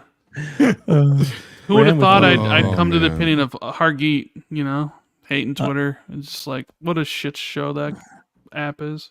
Yeah, it's getting worse too. Alrighty then. Ray, I hope I'm your problem. I hope I'm a thorn in your side. Oh my goodness. Oh, so much love. All right. So anyway, thank you all for being here. Thanks everybody in the chat for being here. And yeah. So with that said, we'll hear from Dirk Greedy one more time. If you like this video, please hit the like button. I love that. I like a button. Yep, exactly. Make sure there wasn't any more.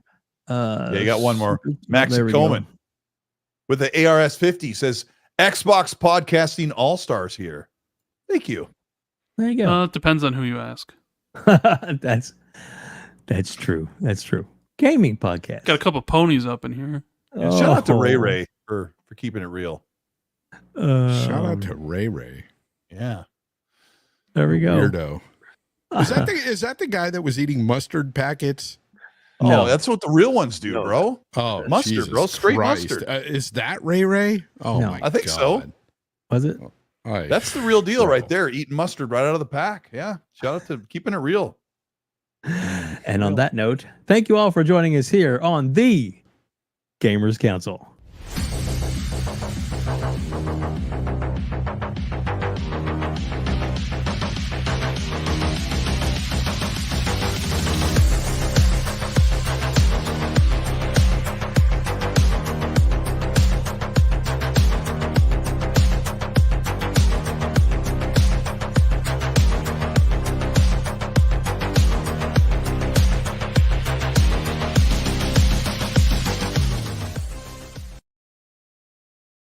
Game over. Game